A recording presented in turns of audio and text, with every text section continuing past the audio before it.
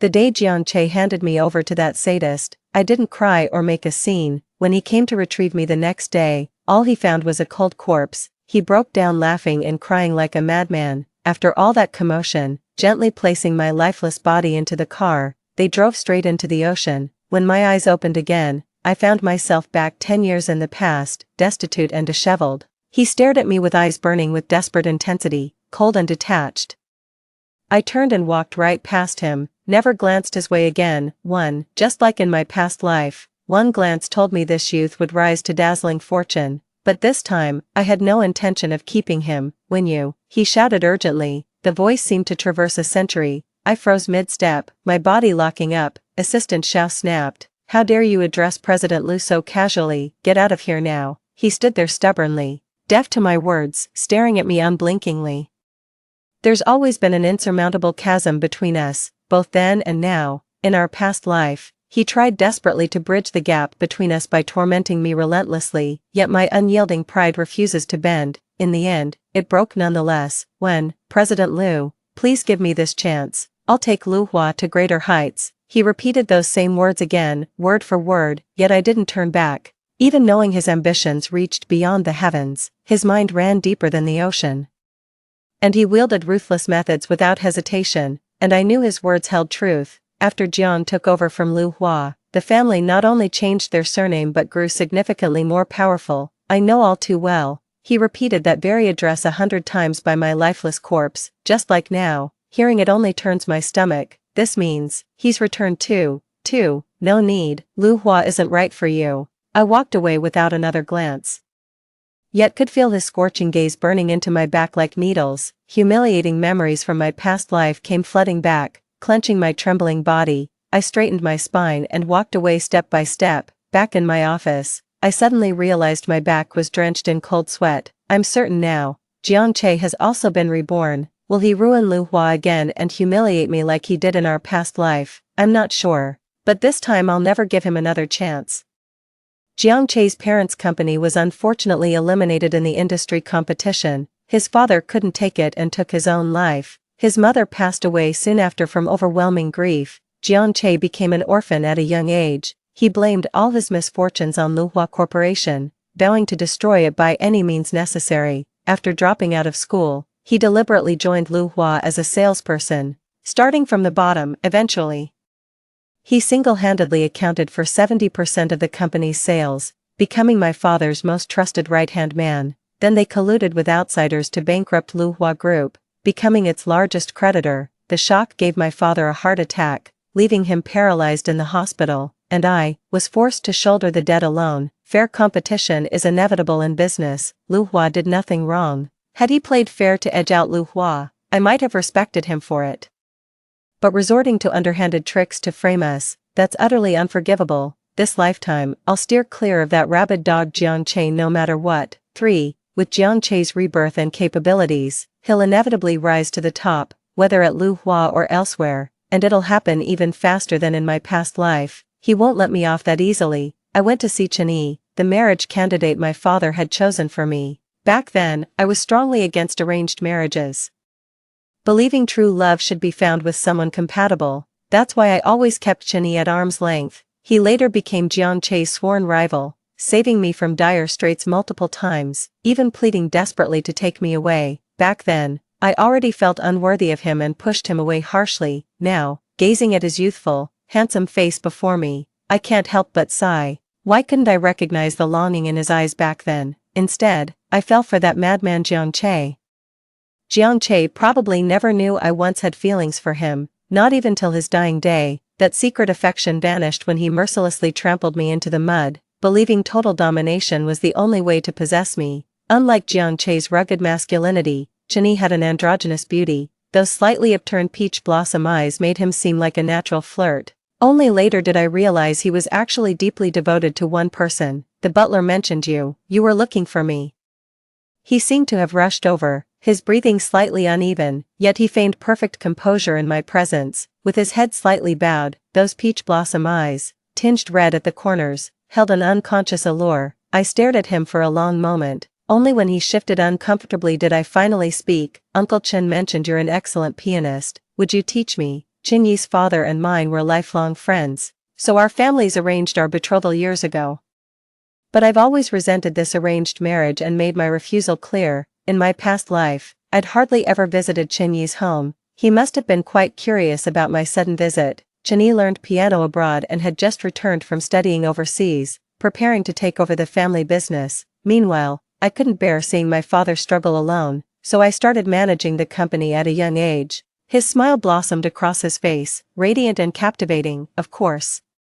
Truly wonderful. I came to him with a clean slate. He still had feelings for me. The melodious music played all afternoon in the Chen family villa's piano room. A magpie perched on my windowsill for the longest time. We talked about everything under the sun, from literature to politics, as if we'd known each other for years, though we'd just met. The thought of marriage suddenly crossed my mind. Maybe marrying him sooner rather than later wouldn't be such a bad idea. Dad will be over the moon when he hears this. He never misses a chance to sing Chinyi's praises to me. That's exactly what he wanted, isn't it? As for Chinyi's opinion, look at that adorable blush still lingering on his face, speaking so gently, as if raising his voice might startle me. I suppose that means he's willing. Let's join forces sooner to weather the storms that may come. I couldn't wait to get home and discuss this with Dad, so I politely declined Chinyi's invitation to stay for dinner. Under his wistful gaze, I walked toward the gate, took 2 steps, then turned back and dashed to his side, planting a quick kiss on his cheek before he could react, then scurrying away. God, I'm so bold. By the time I reached my doorstep, my face was still burning. Stepping out of the car, I pressed my burning cheeks, wondering how I'd explain to Dad about suddenly falling for Chinyi and insisting on marrying him right away. When you, that nightmare of a voice echoed again, a figure emerged abruptly from the shadows by the doorway. In the darkness, those piercing eyes stared straight at me. You've come back too, haven't you? I'd imagined countless times what it would be like to see Jiangche again. Should I strangle him, scream at him, or demand to know why he treated me this way? Yet when facing him alone again, I found myself pitying him more than anything. The answer was painfully obvious. A petty man who'd groveled as another's lapdog, yet refused to treat others as human. I've nothing left to say to him. I steadied my nerves, took a deep breath, and raised my chin to meet the person's gaze. You're the one who interviewed today. Sorry, you've already been rejected. Coming here now won't change anything. If I were you, I'd try my luck elsewhere instead of wasting time with this desperate persistence. When you don't have the right to address me so familiarly. Throwing yourself at someone like this is downright disgusting. That pretty face of yours is the only decent thing about you. Otherwise, you're completely worthless. I suggest you drop this nonsense and leave before I call security. He fell silent and took several more steps toward me. His eyes burned with predatory intensity. Remorse, anguish, regret, resignation, hope, everything but acceptance or surrender. I held my ground, meeting his gaze without flinching. What? Are you trying to force a deal? I already told you I'm not interested.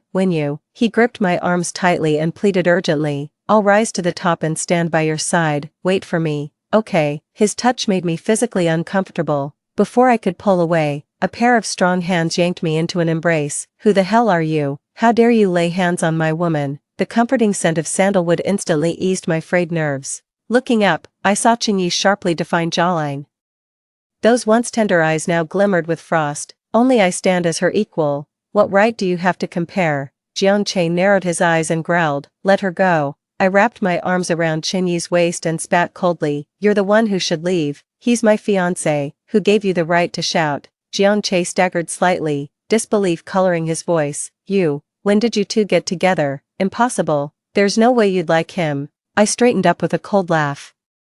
We're perfectly matched. Why shouldn't we be together? Who do you think you are? A man who can't even support himself has no right to question others. He took 2 steps back, eyes bloodshot, shaking his head in denial. No, this can't be. Then he murmured to himself, did I arrive too late? Chinyi lowered his head and shot me a look. Who's this psycho? Just some lunatic. I asked him, why did you come here? A faint blush crept across his face. I meant to see you off. But by the time I realized, you'd already left, I was worried, so I followed you. By the time I realized, that took you long enough. I smiled wryly. Who was I to talk? My face was still burning when I stepped out of the car. Jiangche watched us laughing without a care, veins bulging in his neck, his clenched fists trembling with rage until he finally snapped and charged at Chinyi. I said let her go. Jenny pushed me aside and met Jiang Che's furious charge head-on. The two men immediately coming to blows. I never expected Jiang Che to be this unhinged. Roaring with a crimson face like a wounded beast, he mercilessly swung his fists at Chen Yi, yet Chen Yi countered each blow with effortless precision, his strike swift and lethal. Jiang Che couldn't gain even a slight advantage. I urgently summoned the butler and several strong servants to restrain Jiang Che before calling the police. Dragged away by guards, he kept screaming, Wenyu, Lu Wenyu. You can't be with him, you belong to me. The butler and others exchanged bewildered glances. Where did this lunatic come from, babbling about the young mistress being his? Who the hell does he think he is? I approached Chen Yi, gently touching his bruised face. I'm sorry, and thank you. He grasped my hand, his eyes glistening with emotion. Don't say those words again, I can't bear to hear them. Then, I paused before whispering. Your face is swollen, it breaks my heart. 6. I remembered his plea in our past life as he knelt before my battered body. Come with me, please, this pain, it's tearing me apart. I shoved him away violently. Chen Yi, have you no shame? This is my choice. Who asked for your pity? Get the hell away from me. He buried his face in the crook of my neck, warm moisture seeping through as he pleaded wordlessly. My heart's breaking. I can't even breathe. Please don't do this, okay? I tilted my head back, forcing the tears to stay unshed. I'm already in hell, and I won't drag you down with me. Just go, please. I know he's been cruel to you. Leave him. Of course he's cruel to me. He secretly imprisoned my paralyzed father. At the slightest provocation, he'd send debt collectors to torture him in shifts, filming the abuse to show me while delighting in watching me break down. He couldn't stand my pride, forcing me to entertain at drinking parties where those beasts molested me freely, all just to make me beg him. And when we returned, he'd vent his rage by tormenting me mercilessly. My body bears countless wounds, burns, lash marks, puncture wounds, bite marks, he said. Wenyu, I'll let you go if you just beg me and promise to be my dog forever. I never once bowed my head to him. Every time, he'd growl through gritted teeth, don't look at me with those eyes. Sometimes he'd beg me, please, don't look at me like that. Why do you always despise me no matter what I do? I'm supposed to be your master. He tormented me while destroying himself, descending into madness, yet all I could tell Chen Yi was, he treats me well. This is just our dynamic, don't you get it? You're nothing but a shameful homewrecker. I never want to see you again. That lunatic will lay hands on you. I'll take him down with me. 7. The held hand suddenly clenched tight, then relaxed, his upturned peach blossom eyes lowered. You, blow on it for me. I froze in shock, my face suddenly flushing red. Over there. Jiang Che started shouting again. Wenyu, you can't like him. Wenyu, if I don't like him, should I like a creep like you instead? Annoyed by his antics, I had the butler haul him off to the police station. As he left, he was still shouting furiously. Chen Yi, stay the hell away from her. You'll pay for this. How ridiculous. Who does he think he is to say that? Just a rabid dog snapping at everything in sight. Chen Yi watched his retreating figure with a pensive expression.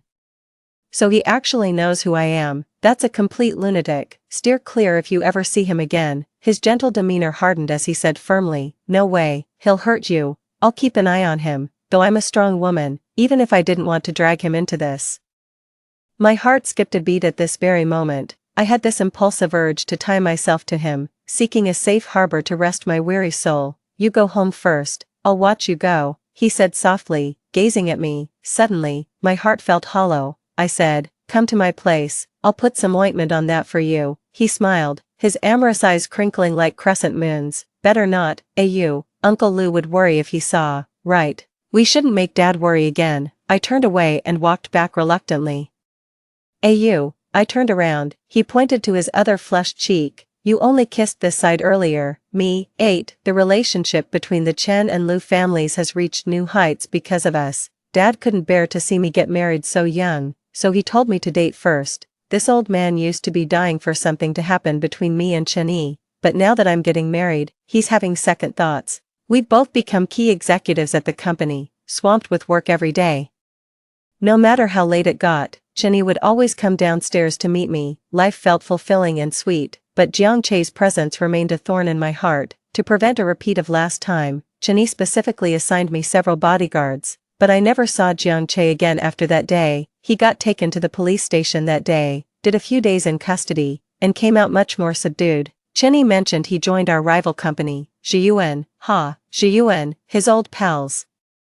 I need to rapidly expand the company until it becomes unshakable by anyone. After a long day's work, all my worries melt away the moment I lean into Chenyi's embrace. Sometimes I'd drift off to sleep in pure comfort. Chenyi would carry me inside without hesitation once I fell sound asleep. The nosy little old man pretended not to see anything. The next day, he pursed his lips and lectured me with mock seriousness. Young man, learn some moderation. He retired early, leaving the younger generation to slave away while he spent his days playing chess or golf with Chenyi's father, only occasionally checking on company affairs, living the life of leisure. His rosy, plump cheeks stood in stark contrast to his gaunt appearance during his bedridden past life. Truly wonderful. Everything's fine. 9. I saw Jiangche again at a charity auction. He's regained his commanding presence. With his skills, it was only a matter of time before he climbed back up. Just didn't expect it to happen this fast. By his side was the young mistress of Zhiyuan, Su Bingyan. He wrapped up this woman with lightning speed. Su Bingyan's possessiveness toward Jiangche was overwhelming. His rapid rise to power owed much to this Zhiyuan heiress's backing. Jiangche had always known how to maximize gains with minimal effort. Arm in arm with Chenyi, I entered the venue and immediately spotted Jiangche approaching, with a practiced smile. His sharp eyes lingered on our linked arms before remarking coolly, Lu Hua and Qingyu doing charity work. Since when do corporations like yours care about human suffering? Chenyi arched an elegant brow and fired back. Charity isn't exclusive to sanctimonious hypocrites like you. When we give, we don't plaster it everywhere for clout, unlike your performative grandstanding. No wonder this guy took over Qingyu so quickly. His political maneuvering skills are top-notch. Already a seasoned operator, I glanced at Su Bingyan standing beside Jiangche. The wariness and scrutiny in her eyes were unmistakable. Logically speaking, we've never crossed paths in this lifetime, and I've kept my distance from that lunatic. So where's this hostility coming from? Su Bingyan's gaze briefly met mine before shifting to Chenyi beside me, her defiant smirk practically reaching the heavens. Two second-rate companies daring to compare themselves to Zhiyuan. I suggest you broaden your horizons before making fools of yourselves. Chenyi simply smiled and ignored her. Engaging with a woman who doesn't know her place is beneath one's dignity. No wonder boss Zhiyuan has no successor with a daughter like that. Jiangche saw his chance and took control early. Su Bingyan is the classic dumb blonde, constantly being manipulated by Jiangche, yet her true nature is utterly vile. She couldn't stand me being close to Jiangche and subjected me to relentless verbal abuse. Once when Jiangche asked me to pour her water, she accidentally spilled it on her clothes while taking the cup. She flew into a rage on the spot, lifting her 10-centimeter stiletto heels and kicking me viciously in the abdomen. Su Bingyan put her full strength into it. The sharp pain nearly made me black out, lounging in her leather chair. Jiangche sneered. Hurry up and get on your knees to apologize to Bingyan. That excruciating pain haunted me for months. Even now, I can still feel a dull ache in my abdomen. Not wanting to see those two, I pulled Chenyi into the venue. 10. Among today's auction items is a Ming Dynasty blue and white water-patterned porcelain bowl that I'd like to bid on as a birthday gift for my father. Glancing at the list, it's scheduled for later. The socialites exchanged pleasantries while awaiting the auction's commencement.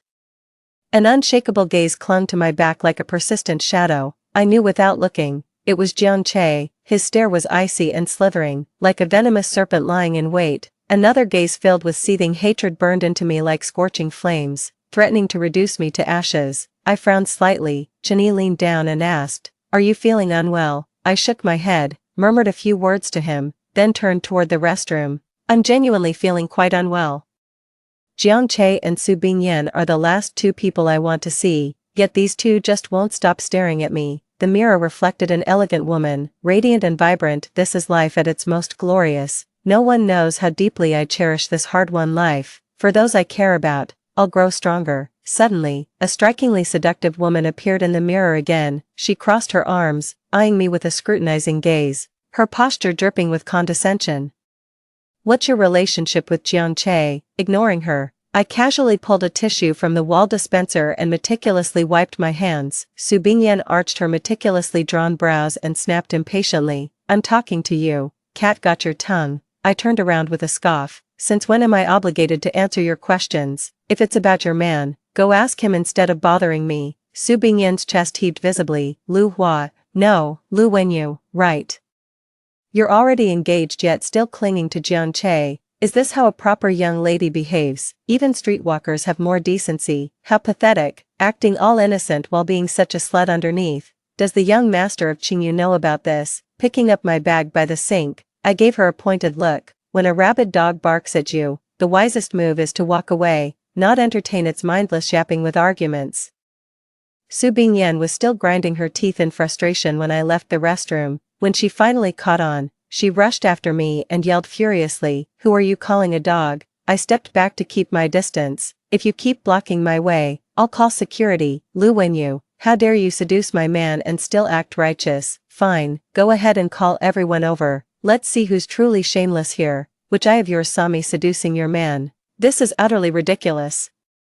"Does she enjoy inventing imaginary enemies?" Su Bingyan snorted coldly, her distorted facial expression making her makeup appear unnaturally stiff. "Still playing innocent? Jiang Che's phone is filled with your photos. At first I thought he downloaded them online, but turns out you actually exist. Who'd have thought the esteemed daughter of the Lu family would be such a shameless homewrecker? Disgusting." 11. She said Jiang Che's phone was filled with my photos. My blood ran cold.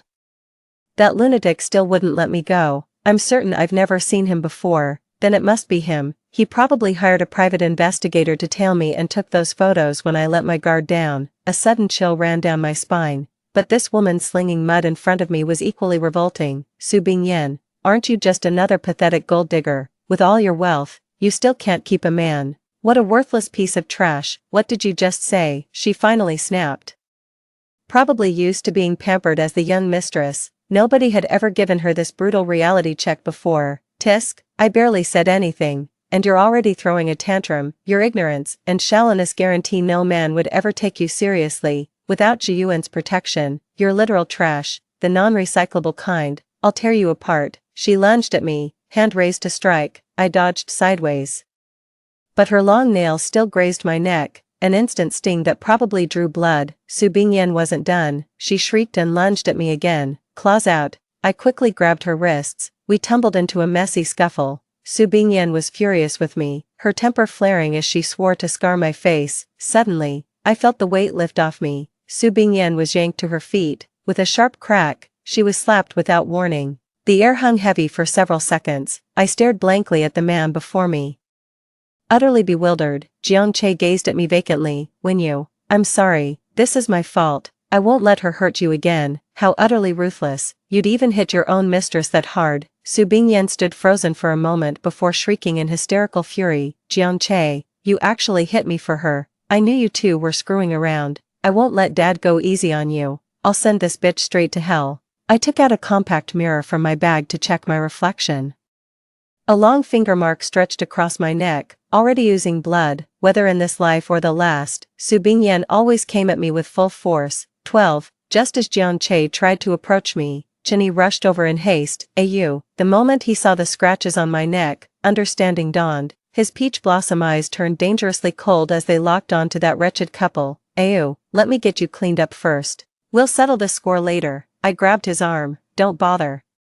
Then shot Su Bingyan a contemptuous look. "What I need is a rabies vaccine. I'll settle my own scores." Su Bingyan's face darkened further as she screeched. "Chenny, don't you know this woman's been cheating on you? She's not satisfied with just you. She's been secretly hooking up with Jiang Che behind your back, and you still treat this kind of woman like some treasure. Aren't you afraid of becoming the laughingstock of your entire company?" Chenny glanced at Jiang Che with a sardonic smile.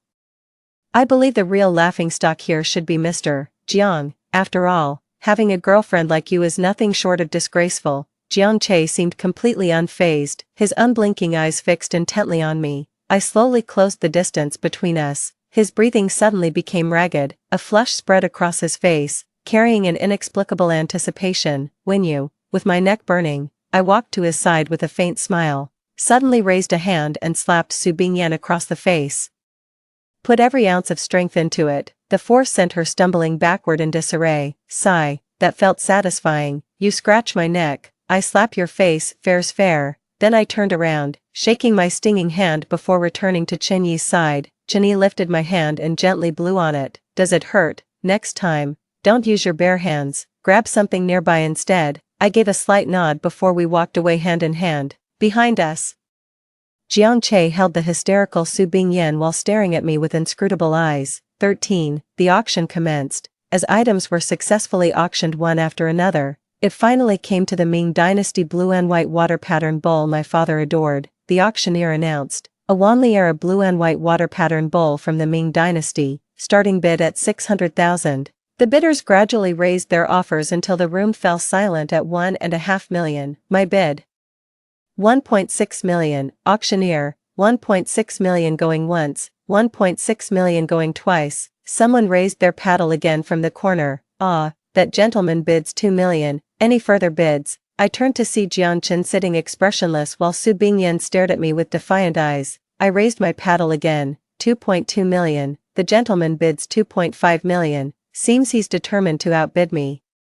Chinny was about to raise his paddle again when I stopped him. You, this bid is for Uncle Lu. He can't outbid us. If we really went all out, we might not lose to Jiang Che, but this bowl has far exceeded its actual worth. I don't want to waste time on such meaningless things anymore. Chinny held my hand with adoration in his eyes. If you're unwilling, I can get it for Uncle Lu through other channels. Going head to head with that lunatic Jiang Che clearly isn't wise. If he wants to burn money, that's his business. We gave up, but Chinny kept raising the bid several more times, forcing Jiang Che to win the auction at a steep price of 4 million. In the end, Chinny threw up his hands, shrugged, and put on an utterly innocent expression. I couldn't help but laugh. 14. As we were leaving the auction house, we ran into Jiang Che and his companion again at the entrance. Su Bingyan sneered at me with arrogant triumph. Lu Wenyu, not everything goes your way.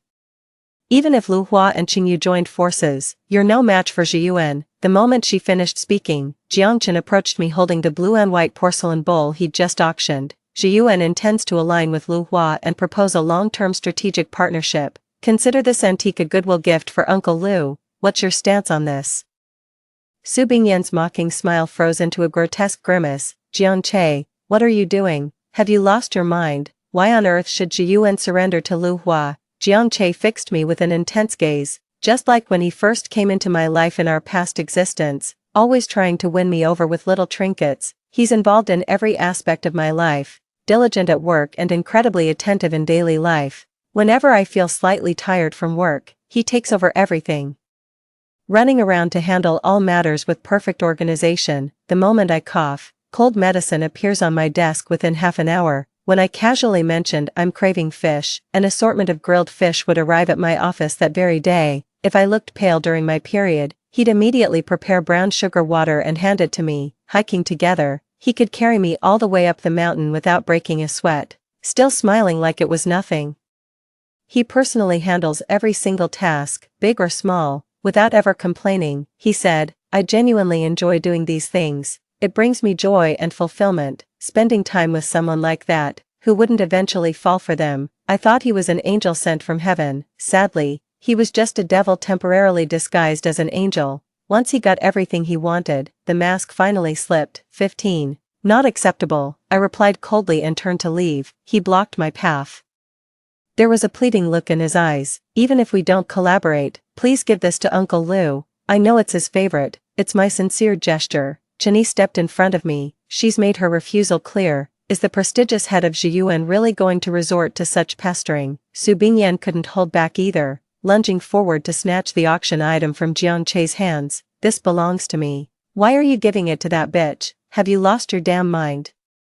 Jiang Che shot her an icy glare, and Su Bingyan immediately shut her mouth. Seems he's already got Zhi Yuan completely under his thumb. He bypassed us and shoved the item into my driver's hands. The driver stared dumbfounded at the $4 million auction piece in his hands, completely at a loss. Miss, this is... I walked over and knocked the object out of the driver's grasp. In an instant, 4 million worth of Ming Dynasty porcelain shattered to pieces. Alright, no more second thoughts, let's go. I got into the car without looking back. Behind me, Su Bingyan's furious screams echoed. The security guard called out to the cleaning lady, hey, come clean up these broken bowls. 16. After the auction, both Chinny and I threw ourselves into hectic work, but recently, Qingyu has been plagued by nasty rumors. First, quality issues emerged in the newly developed project. Many homeowners reported severe quality defects in their newly purchased properties. Walls were riddled with cracks. Floors leaked. and even exposed steel reinforcements were visible. These complaints made headlines as media outlets began extensive coverage. The so-called homeowners put on a convincing show of rustic sincerity on camera, winning public sympathy and sparking widespread condemnation of Qingyu as unscrupulous developers. People say these buildings went up without proper foundations. A year's construction was rushed into 6 months. Who could feel safe living in homes that'd collapse at the first earthquake? Can you guarantee this area won't have earthquakes for 70 years? Go ahead and buy if you're comfortable with it. Personally, I wouldn't dare. Later, someone secretly filmed inside Qingyu's sales office. Agents were discriminating against customers only accepting full cash payments, outright ignoring mortgage applicants who couldn't even get a glass of water. Amid the growing public outcry, Qingyu suddenly found itself at the center of a storm, becoming the target of widespread online condemnation. A wave of homebuyers who had purchased Qingyu properties rushed to cancel their contracts, flooding sales offices. Some even unfurled protest banners. Qingyu's stock plummeted repeatedly, wiping out hundreds of millions in market value within days. Qingyu faced its worst PR crisis in history. My hands were shaking with rage as I read these news reports. This has Jiang Che's fingerprints all over it. He's shifted his focus to targeting Qinyi now. That lunatic has always played dirty. No other way he could have climbed to this position so quickly. I've dragged Qinyi down with me. I'm sorry. I buried my face in his palm. No matter what, Lu Hua stands with you through thick and thin. Qinyi stroked my hair with an air of effortless calm. I told you never to use that word again. Don't worry. Qingyu won't go down that easily. 17. Meanwhile, Zhiyuan was thriving, securing the city's most valuable land plot for 2 billion. Zhiyuan's properties are once again offering a blanket 20% discount to lure customers with competitive pricing. Their developments sell out almost instantly. Every new building gets snapped up the moment it hits the market. Jiang Che's carefully crafted man of the people smile keeps popping up on TV, earning him the title of the city's most eligible bachelor. Young, accomplished, and devastatingly handsome, he skyrocketed to become the ultimate dream husband for countless young women.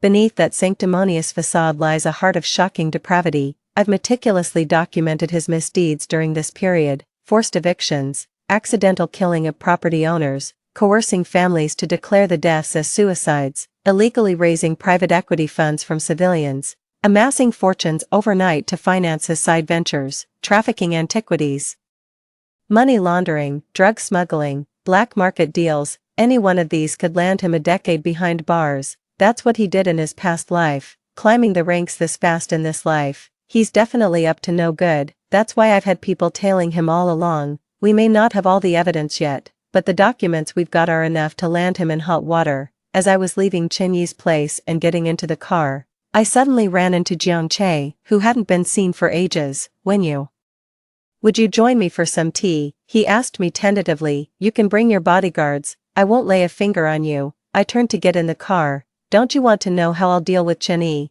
This is just the beginning. All it takes is a cup of tea to make me back off. I froze mid-step. He coaxed persuasively. Just at the tea house across the street. Won't take much of your time. With 4 bodyguards trailing me, he couldn't possibly pull anything, since it concerned Qinyi. I was curious to see what trick he had up his sleeve. 18. The tea house was elegantly simple. A 2-story building I'd never noticed before. Didn't realize such a refined place had opened near my home. Jiang Che always kept his distance from me, and naturally, my bodyguards wouldn't let him get too close. The moment I stepped into the tea house, a seemingly refined middle-aged man approached and greeted. Mr. Jiang, we've been expecting you. I froze instantly. That man was nothing but a beast in human clothing. Calling him an animal would be giving him too much credit. He's nothing but a despicable piece of trash at his core. Jiang Chen exchanged pleasantries with him calmly. Director Liao, I forgot to mention, your gift is waiting upstairs. Please, after you. All the while, his eyes never left me. My whole body was tense, my teeth chattering uncontrollably as I struggled to hide any sign of distress from him. Liao Hai's lecherous gaze swept over me, his yellowish, murky eyes rolling obscenely as he teased Jiang Che. You've got quite the catch here, absolute top-shelf material. Jiang Che patted his shoulder. Director Liao, if we don't go up now, people will start getting impatient. Right, I'm heading up now. He brushed past me with booming laughter. The very gust of wind he stirred making me nauseous. I couldn't hold back anymore, gripping the table as dry heaves racked my body. Jiang Che moved to approach me, but I snapped sharply, "Don't you dare touch me." His eyes glistened with unshed words, a silent storm of unspoken emotions. Is it really you? Did you come back too? I steadied my breathing as sudden realization dawned. This tea invitation was Jiang Che's ploy all along, to test if I'd been reborn. He brought that sadist from our past life to gauge my reaction. "Jiang Che, you make me absolutely sick." He stretched out his hands, pleading urgently. "I had no choice. You've been avoiding me like the plague, and I don't understand why everything changed when we were so close in our past life. You clearly don't like that Chen-Yi, yet you keep hurting me for his sake. I can't tell if you've also been reborn, but I know you hate me, yet in this life, I've never harmed you. I've realized my mistakes. Can we start over? I won't lay a finger on you ever again, won't hurt me again." I let out a cold laugh. "Jiang Che, you've seen my corpse, you knew exactly how he treated me, yet you still conspired with him, even brought him here to test me. How dare you ask for my forgiveness?" He suddenly dropped to his knees, his face twisted in anguish. I had no other way. To rise quickly and stand by your side, I had to use them as stepping stones. I've worked tirelessly to become worthy of you, and now I have. Please, trust me. I won't spare anyone who's hurt you. No matter what I become, I'll always be your loyal dog. Let me treat you right again, just like before. Please." The tea house was completely empty. No one witnessed the humiliating state of Zhi Yuan, the most influential figure in the entire provincial capital. Clearly, he had prepared for this long ago. I took a deep breath, straightened my back, and looked down at him with an air of superiority. "Let Qingyu go. Turn yourself in at the police station and confess all your crimes. If you ever get out, I might actually respect you." The air hung heavy with silence. Occasional screams and sobs of a woman echoed from upstairs. Despite the soundproofing, every sound carried crystal clear through the serene tea room. Jiang Che slowly rose to his feet, the sorrow vanishing from his face as it hardened with determination. It's impossible.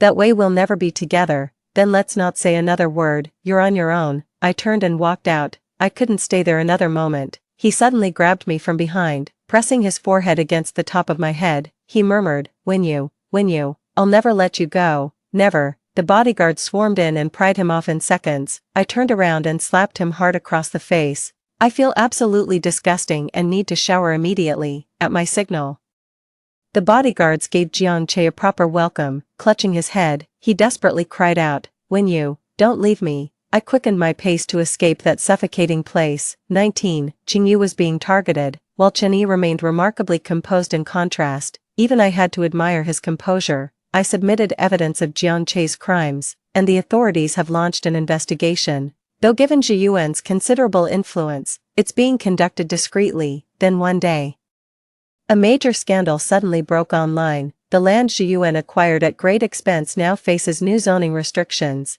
capping their building height at 7 stories. Their original development plan was for a 30-story tower. A 7-story limit would mean losing their entire investment. Investors who initially poured money into this promising project are now scrambling to withdraw their funds, fearing they won't get their money back. Zhi Yuan's cash flow suddenly dried up. The real estate project he invested in was halted due to the economic crisis. With no clear completion date in sight, homebuyers demanded refunds en masse, with protest banners appearing at the sales office. How the tables have turned. Jiang Che himself was ordered to remain in the city and cooperate with the investigation due to suspected involvement in multiple criminal activities. Zhi Yuan's news instantly overshadowed Qingyu's story, becoming front-page headlines across all media sections. 20. Chen-Yi was in an unusually good mood and offered to treat me to barbecue. I wouldn't miss it for the world. He took me to the newly popular barbecue street. "This place brims with the vibrant pulse of life. This is living at its truest." We picked the liveliest spot, melting into the crowd to soak up the bustling energy of humanity. Amid the roaring chatter around us, we thoroughly enjoyed our meal. Dip the flatbread in sauce, wrap it around sizzling, aromatic skewers, and add some scallions for extra flavor. That first bite is pure bliss. Life feels complete. Ayo, try this purple rice cake, your favorite. Chen-Yi's on feeding duty. I just focus on devouring everything. A sense of tranquil bliss. "Honestly, was it you who messed with Zhi Yuan's investment deal?" Chen-Yi batted his innocent peach blossom eyes. "That's slander." He raised his hands. "I didn't do anything. Just had them delay releasing the planning announcement." I took a bite of the purple rice cake. That little delay just cost Jiang Che over $1 billion, playing dumb to outsmart others is his specialty. Chinny handed me a small cake, his slender fingers gently brushing the corner of my mouth. Don't think I don't know, you're the one behind Jiang Che's investigation. I froze. How did you know? He turned away with a huff, not telling me. Then he turned back, eyes glistening as he looked at me. Don't do dangerous things like this anymore, leave it all to me, I sighed. Don't forget, I'm the one in charge at Luhua, not as weak as you think. Leave Luhua to me from now on, I'll handle everything, you just focus on being a shareholder. What about Qingyu? He shot me an annoyed look. Qingyu married Luhua, since someone heartless keeps avoiding the marriage talk. Let the companies merge first. Well, I lowered my head guiltily. It's all because Dad can't bear to let go. Chenny, the condensed milk in this purple rice cake smells amazing, you've got to try it. 21. With Zhiyuan's collapse no longer posing a threat to Qingyu, Chenny held a press conference to address recent negative publicity surrounding the company, representing Luhua. I attended the conference to affirm our unwavering support for Qingyu, reassuring the public with this safety net. While touching up my makeup in the restroom, someone suddenly pressed a handkerchief over my mouth from behind. I barely registered it was a woman before everything went black. After a while, a cleaning lady wheeled a trash bin out of the restroom. The assistant waiting outside merely glanced before looking away. She checked the time on her phone and remained standing there patiently waiting for me. When I woke up, my whole body felt exhausted. Darkness enveloped everything around me. Then it hit me with terrifying clarity. I'd been kidnapped. My first thought was of Jiang Che. Had he finally been driven to desperate measures? With a sharp click, the chandelier flickered to life. I squinted as my eyes adjusted to the sudden brightness. Standing before me was none other than Zhiyuan's heiress, Su Bingyan. The radiant socialite from the auction had vanished. Now she stood like a pallid specter. Her state reminded me of my past self, hollow, numb, resentful, and furious. Why?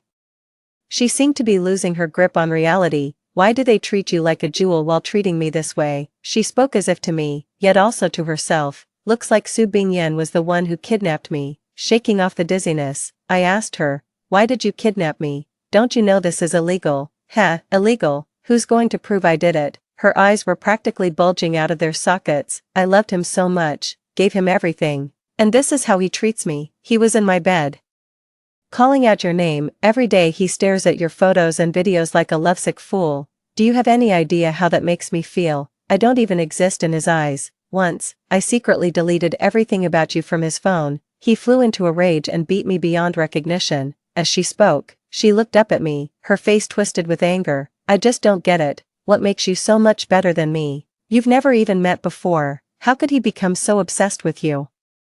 I could endure his beatings, but handing me over to those powerful men to toy with, they tortured me until death would have been a mercy. I'm already broken beyond repair. I cut her off. Why didn't you call the police? Su Bingyan suddenly roared. What do you know? I love him. No matter what, I'll stay by his side, as long as you're gone. Her eyes burned with destructive madness as she suddenly broke into a sinister laugh. Ha ha ha, I'll make you suffer what I've endured. Let's see if he still fawns over you after you've been used up by men. 22. She's gone mad. The drugs left me weak and limp. I couldn't even muster the strength to crawl. All I could do was pray Chinny would notice my disappearance soon and come find me. Don't kid yourself. This is one of Zhiyuan's abandoned factory buildings. No one will ever find you here. I've got a special gift for you too. And I'll be live streaming everything to Jiang Che. Let him watch you enjoy every moment. Haha. My heart sank. Jiang Che's torture had completely unhinged this woman. There's nothing they wouldn't stoop to. Su Bingyan initiated a video call with Jiang Che. His weary, drowsy voice came through. What is it? Wenyu, Su Bingyan, what the hell are you trying to do? You'll find out soon enough. Su Bingyan muted the audio, completely cutting off Jiang Che's furious shouts. A knocking sound came from outside the door. She went to open the door with a mischievous grin. Standing outside was none other than Liao Hai. That woman, damn her. I scanned the room for anything that could serve as a weapon. Liao Hai leered at me with a lascivious grin as he casually shut the door. Su Bingyan stood nearby, phone in hand, rolling his clouded eyes. Liao Hai asked her with a wicked smirk. What, you wanna join in? Su Bingyan chuckled suggestively. I'll film it for you, spice things up a bit. Liao Hai's interest was immediately piqued. Good idea, let me grab a mask first.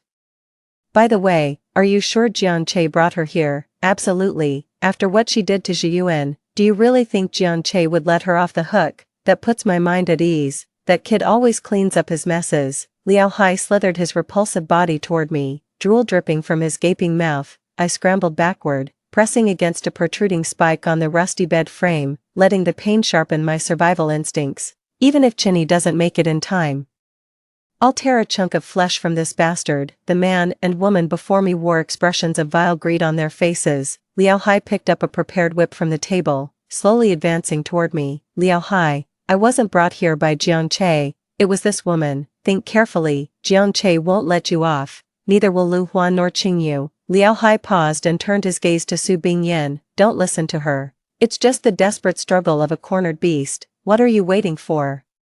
Do it now, Liao Hai. I continued. Chen Yi, the CEO of Qingyu Group, is my fiancé. Even if I die here today, he'll track you down, and your death will be far more gruesome than mine. Are you absolutely sure about this? I need to stall for time before Chen Yi arrives. She's lying through her teeth. Su Bingyan regretted not gagging me sooner. No one knows she's here. Haven't you been lusting after her for ages? This is your last chance. Don't let her trick you. She put down her phone, snatched the whip from Liao Hai's hands, and lashed out at me viciously. The pain subsided into a tingling numbness as I gritted my teeth in silence. Liao Hai beside me completely gave in to his animalistic urges, snatching the whip from Su Bingyan's hands to torment me. Su Bingyan stood by, cackling hysterically while filming with her phone. A pair of sick freaks. I pretended to cower from their blows, then grabbed a bamboo skewer from the table and thrust it viciously toward Liao Hai's eyes.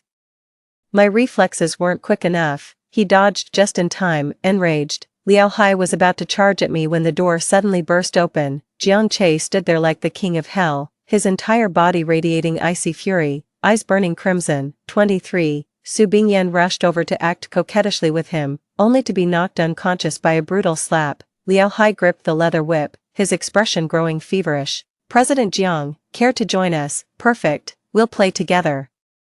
Jiang Chen approached in silence, casually picked up a rope from the table, then suddenly strangled Liao Hai with it. Liao Hai thrashed violently when realization struck, his eyes bulging like a suffocating fish. When you, I'll make every single person who hurt you pay. His grip tightened, veins bulging across his forehead and neck as he stared at me unblinking. Liao Hai's years of debauchery had left him physically depleted, no match for Jiang Che. That trembling body was his last desperate struggle. I turned my head. The commotion gradually died down over there. Meanwhile, thick smoke began rising outside the door. Su Bingyan had woken at some point and set the outside ablaze. The pungent smell of gasoline permeated the air. She wanted to burn us all alive. Soon, a raging fire erupted outside, mingled with Su Bingyan's hysterical screams. Die, you all deserve to die, drop dead. Jiang Chen rammed the door repeatedly to no avail. Su Bingyan had already deadbolted from outside. The only exit was a tiny window over 2 meters high, completely impossible to escape through.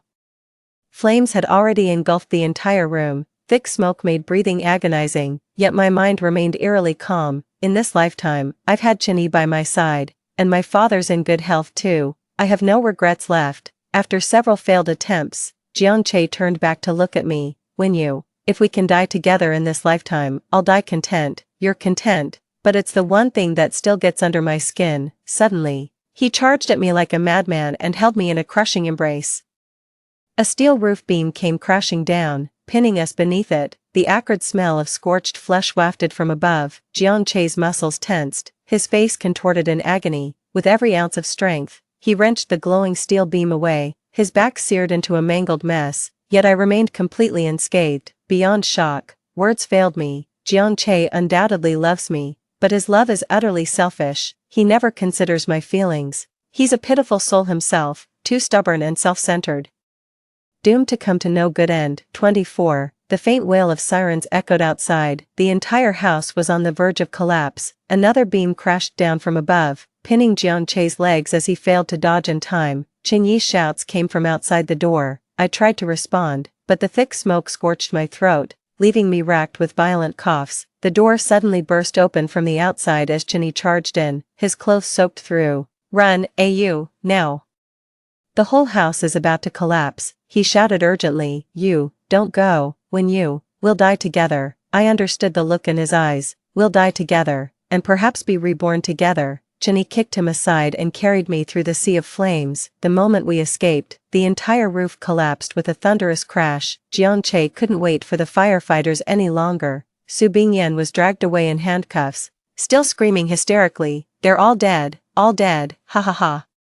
Amidst the sea of flames, Chenyi and I clung to each other desperately. Surviving the ordeal, we felt overwhelming gratitude. Having you for the rest of my life is my greatest blessing. The end. Story 2. The day I received Tsinghua University's admission letter, my cousin knelt before me clutching her stomach, saying she was pregnant with my boyfriend's child and begging me to let them be together. I grinned from ear to ear. I was just worrying about how to break off the engagement with that scumbag. Isn't it great to graduate from a prestigious school, inherit the family fortune, and become a billionaire heiress? Men will only slow down my money-making speed. 1. After dying from overwork, I was reborn. The moment I opened my eyes, I met a pair of pitifully pleading eyes. My cousin Su Ro, dressed in a plain white dress, stood at my doorstep carrying a large suitcase. It was 1 month before the college entrance exam. My older cousin Su Ro, a junior in college, came to my house using the excuse that my place was closer to her school. "Ruru, why didn't you tell your uncle in advance? I would have picked you up." My dad pushed me aside, pulled Su Ro into the house, and then moved her into my room, rubbing my sore arm where my father had bumped into me. I narrowed my eyes. What did I do in my past life again? The searing memory came back easily, proud and arrogant.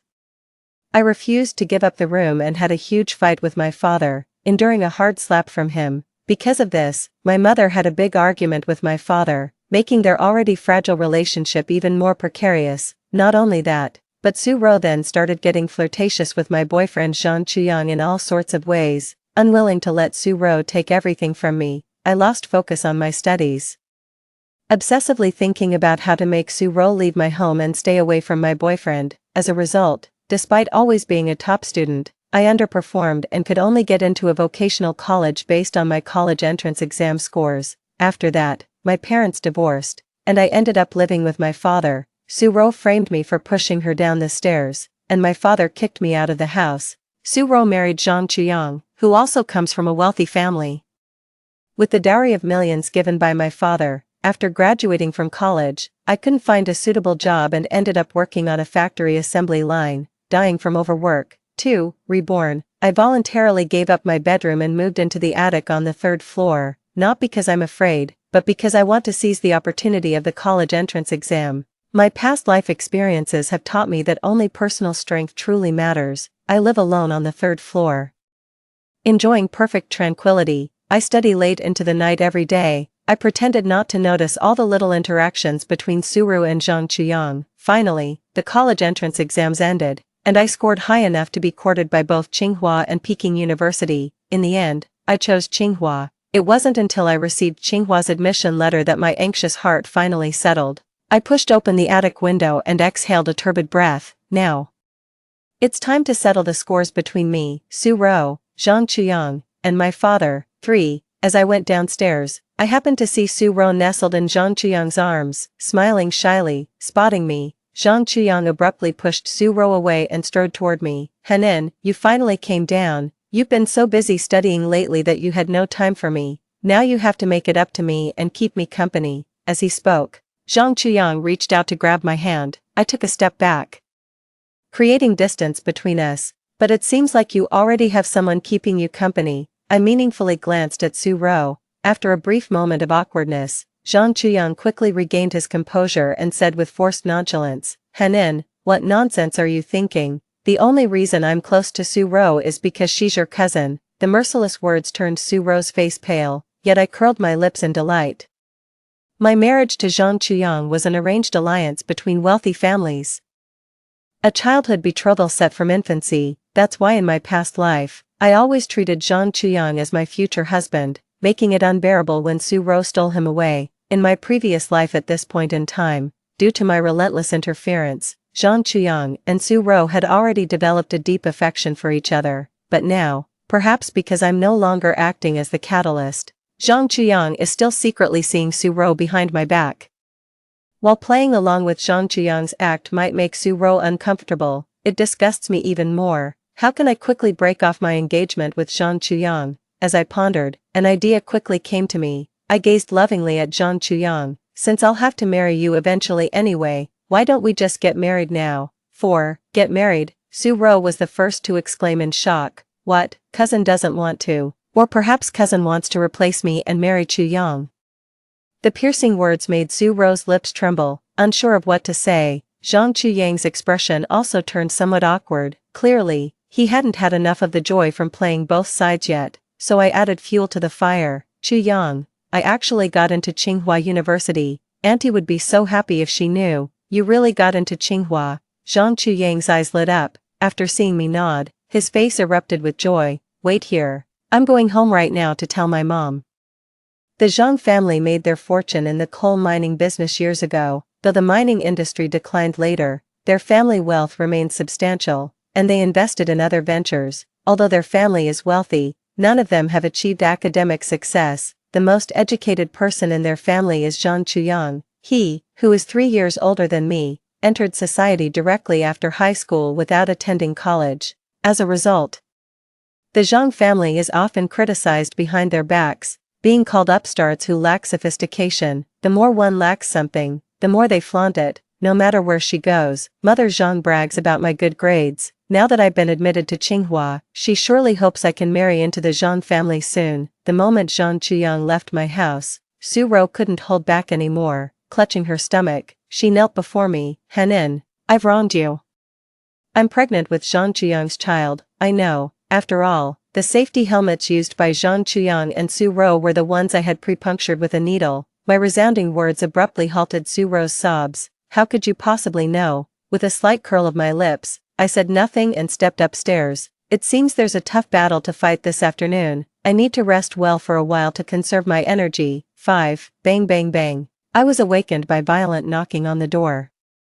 Immediately after, my father's irritable voice sounded outside, locking the door inside the house. All you do every day is study and sleep. I might as well have raised a pig. Why don't you learn from your cousin? She gets up early every morning to cook. And, frowning, I walked straight to the door and opened it. Seeing my expressionless face, my father's incessant nagging suddenly stopped. His face then twisted in anger. You damn brat. How dare you look at me with those eyes? As he spoke, his hand was about to strike me. I quickly descended the stairs, causing him to miss his swing. Downstairs, Father Zhang, Mother Zhang, and Zhang Chuyang were laughing heartily. Their smiles widened several times over when they saw me. Su Ro, who was serving tea nearby, had tears in her eyes. It seems the Zhang Chuyang family still doesn't know about Su Ro's pregnancy. TSK.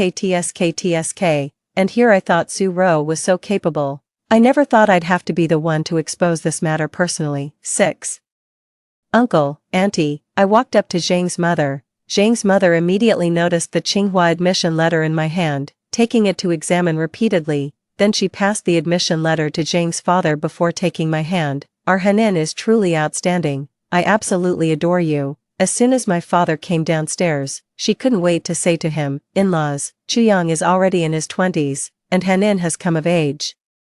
How about we hold the wedding first and register the marriage later? The Zhang family's status is above ours. Hearing Mrs. Zhang's words, my father temporarily set aside his dissatisfaction with me and forced a smile. Of course, that sounds good. So, when do you think would be the best time to set the date? Seeing Zhang's parents and my father already starting to discuss the wedding date for me and Zhang Chuyang, I could only find it ridiculous. My mother hasn't returned from work yet, and they're blatantly disregarding her presence. Looking at Su Ro beside me, her eyes were fixed intently on Zhang Chuyang. Zhang Chuyang, who would usually melt at Su Ro's smile, now sat upright, completely ignoring her hints. TSK, in the face of interests, their love seems insignificant. How about next month then? Let's have the wedding before Hanin starts school. Sounds good to me, Mr. and Mrs. Zhang immediately agreed with my father. At this moment, I spoke up. Uncle, Auntie, I also want to marry Chuyang, but, as I spoke, I cast an accusing glance at Su Ro and said pitifully, but she actually went behind my back to seduce Chuyang and even got pregnant with his child. 7. My words shocked everyone present. Hanin, are you mistaken? She's your cousin. I wish I were wrong too, but she personally told me this not long ago. At this moment, the eye drops I applied earlier could finally take effect. Tears plopped down. I lowered my head pretending to cry. While stealing glances at Su-ro from the corner of my eye, among the three Su brothers, only my father managed to get into university and married my mother. He leveraged my mother's family influence to establish the Su group. But the real power in the company lies with my mother. My father is just a nominal president. As for my father's brothers and their families, though their lives improved considerably with my father's discreet support, they still couldn't compare to our household. Su-ro has envied me since childhood. I've spelled it out this clearly. If Su-ro still doesn't seize this chance to marry into wealth, I'd actually look down on her. Fortunately, this time, she didn't let me down. Su-ro, under everyone's gaze, knelt before Zhang's parents, uncle, auntie, Chu-yang, and I truly love each other. Before Zhang's parents could react, Zhang Chu-yang couldn't wait to stand up. I clearly took safety measures. How could you possibly be pregnant, with that one sentence? The matter was confirmed. Chu-yang, I don't know how this happened. Didn't you say you never liked Sui-han, that she was dull and wooden, and that you'd break off the engagement with her to be with me eventually? You also said, shut your mouth. In his panic, Zhang Chuyang slapped Su-ro across the face. The next second, Zhang's father kicked Zhang Chuyang in the stomach. You disgraceful brat, you've shamed our entire Zhang family. Why are you hitting our son? Mother Zhang protested. It's clearly that slut Su-ro seducing my boy. If anyone should be beaten, it's her. Mother Zhang grabbed Su-ro by the hair. My father rushed to intervene. In her fury, Mother Zhang even scratched my father, afraid of getting his face scratched. My dad took a step back. Then Su-ro was pinned to the ground and beaten by Zhang's mother. Unable to dodge, Su-ro suddenly clutched her stomach. The baby, my baby. A streak of crimson flowed from Su-ro's legs onto the floor. 8. Fearing a manslaughter charge, Zhang's mother immediately stopped and dialed 120. Half an hour later, Su-ro was carried onto the ambulance. Zhang's parents, Zhang Chuyang, and my father anxiously followed behind. I sat on the living room sofa, watching the figures heading outside. A cold smirk curling at the corner of my lips. Just at that moment, a gloomy gaze swept over. It's my dad. He suddenly turned his head, just in time to catch the smile on my face. I instinctively suppressed my smile, then quickly realized I was no longer the timid and incompetent version of myself from my past life who had been oppressed by him. I raised my head and flashed a bold smile at my father, seeing my defiant look for the first time. My father's anger flared up as if he was about to come back and settle the score with me. However, the ambulance outside couldn't wait any longer, so he had no choice but to board it and leave. Not long after the ambulance left, my mother returned. She was dressed in a fitted business suit with her hair up, though in her 40s with fine lines at the corners of her eyes. She still retained her graceful charm. Her hair was slightly disheveled, clearly showing she had rushed back in a hurry. Hanin. Auntie told me something happened. What's going on? Her tone was somewhat cold and rigid from being preoccupied with work, yet her eyes were full of concern. Unfortunately, this concern was something I failed to see in my past life. Back then, it never even crossed my mind whether Mom worked so hard for my sake. I just thought she only cared about making money and didn't love me at all. I'd been rebellious since childhood, always going against my mother. Even when my mother gave up the Sioux group and divorced my father, with the sole condition of taking me with her, I stubbornly chose to stay with my father because I couldn't bear losing to Su-ro. In the end, my disappointed mother left with nothing, giving up everything to go abroad. Thinking about it, I felt my nose sting with unshed tears. Mom, I threw myself into her arms, holding her tightly. Mom, you're finally back. 9. In my past life, I was rarely close to my mother. Since being reborn, we've become much closer, but compared to ordinary mother-daughter relationships, there's still some distance between us. My mother's body stiffened at first, then she relaxed and patted my back awkwardly. Hanin, did someone wrong you? I nodded and told her what happened today. Zhang Chuyang and Su-ro were secretly together. They even had a child. How outrageous. My mother fumed. I'm going to confront them right now. The Zhang family and the eldest son's family must give me an explanation today. With that, my mom pulled me out the door. She drove me to the hospital. When we arrived at the hospital, Su-ro was lying weakly on the hospital bed. Zhang's parents, Zhang Chuyang, and my dad were all in the ward. The other three looked grim. Only my father fussed over Su-ro with concern. Ruru, does it hurt? Are you hungry? Tell uncle if you feel unwell. My baby. Su-ro stroked her belly with tears. My father's tone grew even gentler. The baby is fine. You just need to rest and recover now. Don't worry about anything else, thank you, uncle, unable to listen any longer. My mom pushed open the hospital room door and sneered, you were never this considerate with Hanin, anyone would think Su-ro isn't your niece but your illegitimate daughter, 10. My mom was practically speaking for me, saying everything I wanted to say. As expected, my dad also got angry. Though incompetent in his career, he always surpassed my mom in temper. Jing Yunru, what nonsense are you talking about? I've seen this side of my father many times, but this time, I caught a trace of something on his face that I'd never noticed before. Guilt. I glanced at my father, then looked at Su-ro lying on the bed. A bold idea began to form in my mind. Nonsense. Su-ro even dared to steal Hanin's fiancé. How shameless can she be? And you're still defending her. Do you even care about us? Your wife and daughter. Su-ro is still young and doesn't know better. Besides, she's not an outsider, she's my niece. Seeing the two about to erupt into a fierce fight, I quickly grabbed my mom's hand. Mom, coming to her senses, my mom took a deep breath, temporarily suppressing her anger toward my dad, and turned to look at Zhang's parents. The previously amused expressions of Zhang's parents immediately tensed up. In-laws, well, don't call me in-laws. Since your son has no sense of decency, let's just call off this marriage. Before Mr. and Mrs. Zhang could respond, my father hastily stepped forward. What a waste to call it off. Why not let Ruru marry Chuyang in Ihan's place? That's absolutely not acceptable. Mrs. Zhang's eyes widened instantly. Hanin got into Tsinghua University, but what about Su-ro? She went to some no-name college and comes from the countryside. Our Zhang family would never accept such a daughter-in-law.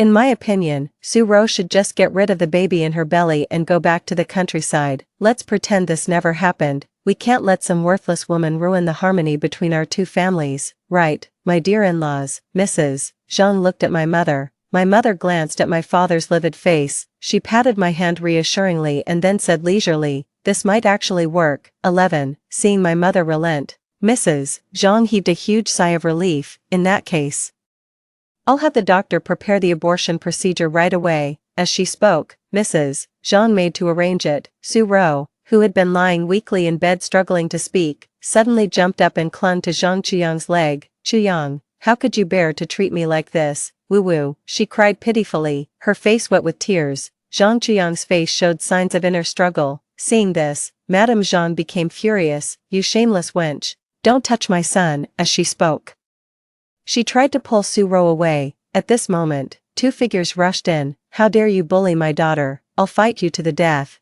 The ones who rushed in were Su-ro's parents. They had clearly just received the news and hurried over. Seeing Su-ro being bullied, they immediately pushed Zhang's mother aside and started beating her. Old Zhang also joined the fight. Su-ro's parents were accustomed to farm work and had great strength, making old Zhang and his wife no match for them. Seeing his parents howling in pain from the beating, Zhang Chuyang also charged in. The six of them tumbled into a tangled mess on the ground. I couldn't help but laugh out loud. The laughter caught my father's attention. He strode toward me angrily. Sui-han, you've gone too far. If it weren't for you, how could things have come to this? Me?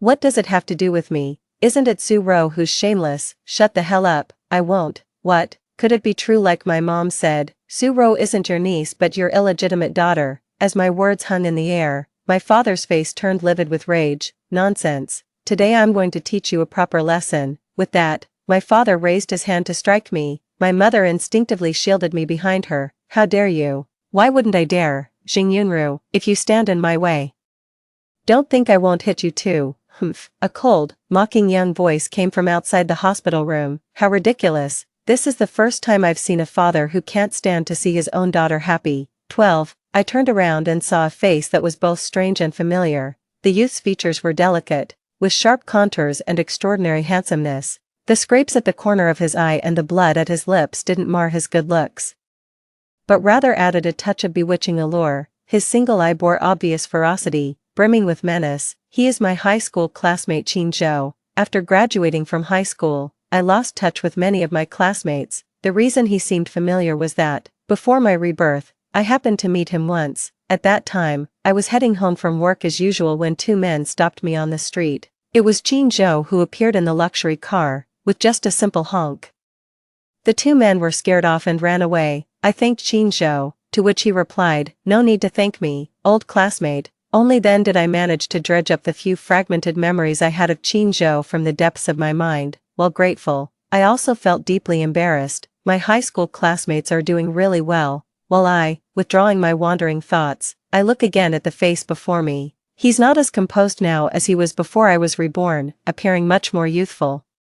But still handsome. "Who do you think you are? Our family matters are none of your business, you little brat. Today I'm going to teach my own daughter a lesson." Mocked by an outsider, my extremely prideful father felt even more humiliated. He rolled up his sleeves and was about to hit me. My mother shielded me in front of her, but his slap didn't stop. He actually intended to hit my mother too. I moved to block my father's slap, but a hand beat me to it, firmly restraining his arm. It was Qingzhou. My furious father wanted to scold Qingzhou too, but his hand was held by Qingzhou and couldn't move at all. The two stood in confrontation, Qingzhou looking relaxed while my father's face turned the color of liver. Eventually, the medical staff noticed the commotion and rushed into the ward to break up the fight. My father took the opportunity to withdraw his hand and turned to look at Su Ro. I turned around to thank Qingzhou, only to find that he had already walked away. At the far end of the long corridor, his figure appeared frail. A sense of loneliness lingered. 13. Half an hour later, with the hospital staff's reassurance, the crowd present barely calmed down, except for my father, who pretended to care about Su Ro while actually staying aloof. Everyone else had tear-streaked faces, disheveled appearances, looking utterly wretched. The Zhang family held their chins high, exuding arrogance. Su Ro's parents lowered their heads, filled with anxiety. Their greatest dream was to have Su Ro marry into a wealthy family, yet moments ago, they were beating that very wealthy family to the ground. "The child in Su Ro's belly must be aborted," Father Zhang angrily declared. Mother Zhang chimed in, "I'd rather die than let Su Ro step into our household." "That's unacceptable," Father Su protested. "Your Zhang Chuyang got our Su Ro pregnant. If you won't take responsibility, we'll make a scene at your company's entrance and let the public judge who's right." Su's father's words made James' parents turn pale. 200,000, that's a human life. You think you can buy a life for 200,000, you? James' father interrupted Su's mother's relentless demands. 500,000, this time. As soon as he finished speaking, Su Daqiang and Lu Meifeng eagerly nodded. "Deal." On the hospital bed, Su Ro cried until she fainted. She really fainted. Unfortunately, even after fainting, she couldn't escape her fate of going under the knife. After dealing with Su Daqiang's family, the exhausted Zhang parents turned to my mother. "In-laws, once the baby in Su Ro's belly is gone, let Chu Yang marry Han. What do you say?" My mother's eyes flickered. "That depends on how your Chu Yang behaves. Don't worry, if Chu Yang ever messes around again, I'll break his legs." Zhang's mother pulled Zhang Chuyang over. Zhang Chuyang absent-mindedly nodded in agreement. His eyes kept darting toward the direction where Su Ro was being pushed away. Without chatting much with Zhang's mother, my mom took me away. In the car, while driving, my mom asked me, "What do you think about the marriage arrangement with Zhang Chuyang?" 14. I wouldn't want that scumbag even if you paid me. The mere thought of Zhang Chuyang fills me with disgust. So repulsive it makes me physically ill. A cheating, cowardly, irresponsible man with not a single redeeming quality. I must have been blind in my past life to compete with Su Ro over a piece of trash. My words eased some of the worry between my mother's brows. "So what do you want to do now?" "I want to break off the engagement with Zhang Chuyang. Dragging things out with Zhang Chuyang for a while might hurt him and Su Ro more deeply. But just the thought of bearing the title of Zhang Chuyang's fiancé makes me sick." "Mom, if Su Ro's pregnancy is terminated, wouldn't the Zhang family just keep clinging to me?" I shared my concerns with my mother. She gave me a reassuring smile. "Don't worry, leave it to Mom." When we got home, my mother first called James' mother. "In-laws, has the child in Su Ro's womb been aborted yet?" "Not yet. The doctor said they need to wait until she wakes up to check her physical condition before performing the surgery." "I think that slut Su Ro is clearly faking her faint." "Exactly. What kind of decent person would seduce their own sister's boyfriend?" "In-laws, you mustn't soften at the critical moment. Chuyang isn't infertile. Once he marries Henin in the future, they can have 8 or 10 children." After ending the call with James' mother, my mom turned to look at me. Before I could even ask, she made her stance clear.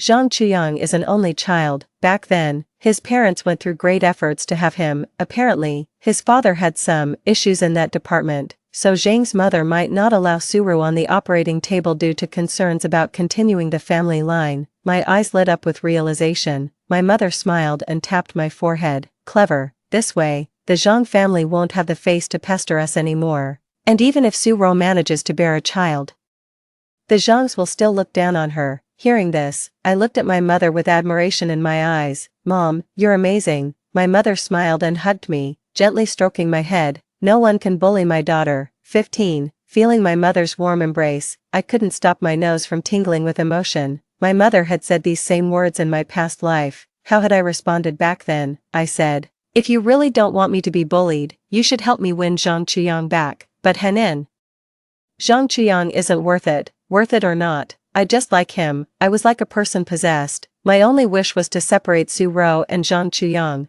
Unable to dissuade me, my mother swallowed her pride and went to Zhang's parents, only to be looked down upon by them. Exactly. Even though Zhang Chuyang treated me like this, I still couldn't bring myself to let go, with a daughter like me. No wonder my mother gets looked down upon by others. Henin, what's wrong with you? Sensing my emotional turmoil, my mother asked with concern. Buried in my mother's arms, I muttered, Mom, I think Dad, he doesn't deserve to be my father. It's as if we weren't close enough before. There was always something between my mom and Dad too. Normally my mom was busy with work, while my dad squandered her money showing off everywhere. Looking back now, their relationship had been troubled for a long time, but for my sake, my mom kept enduring life with my dad.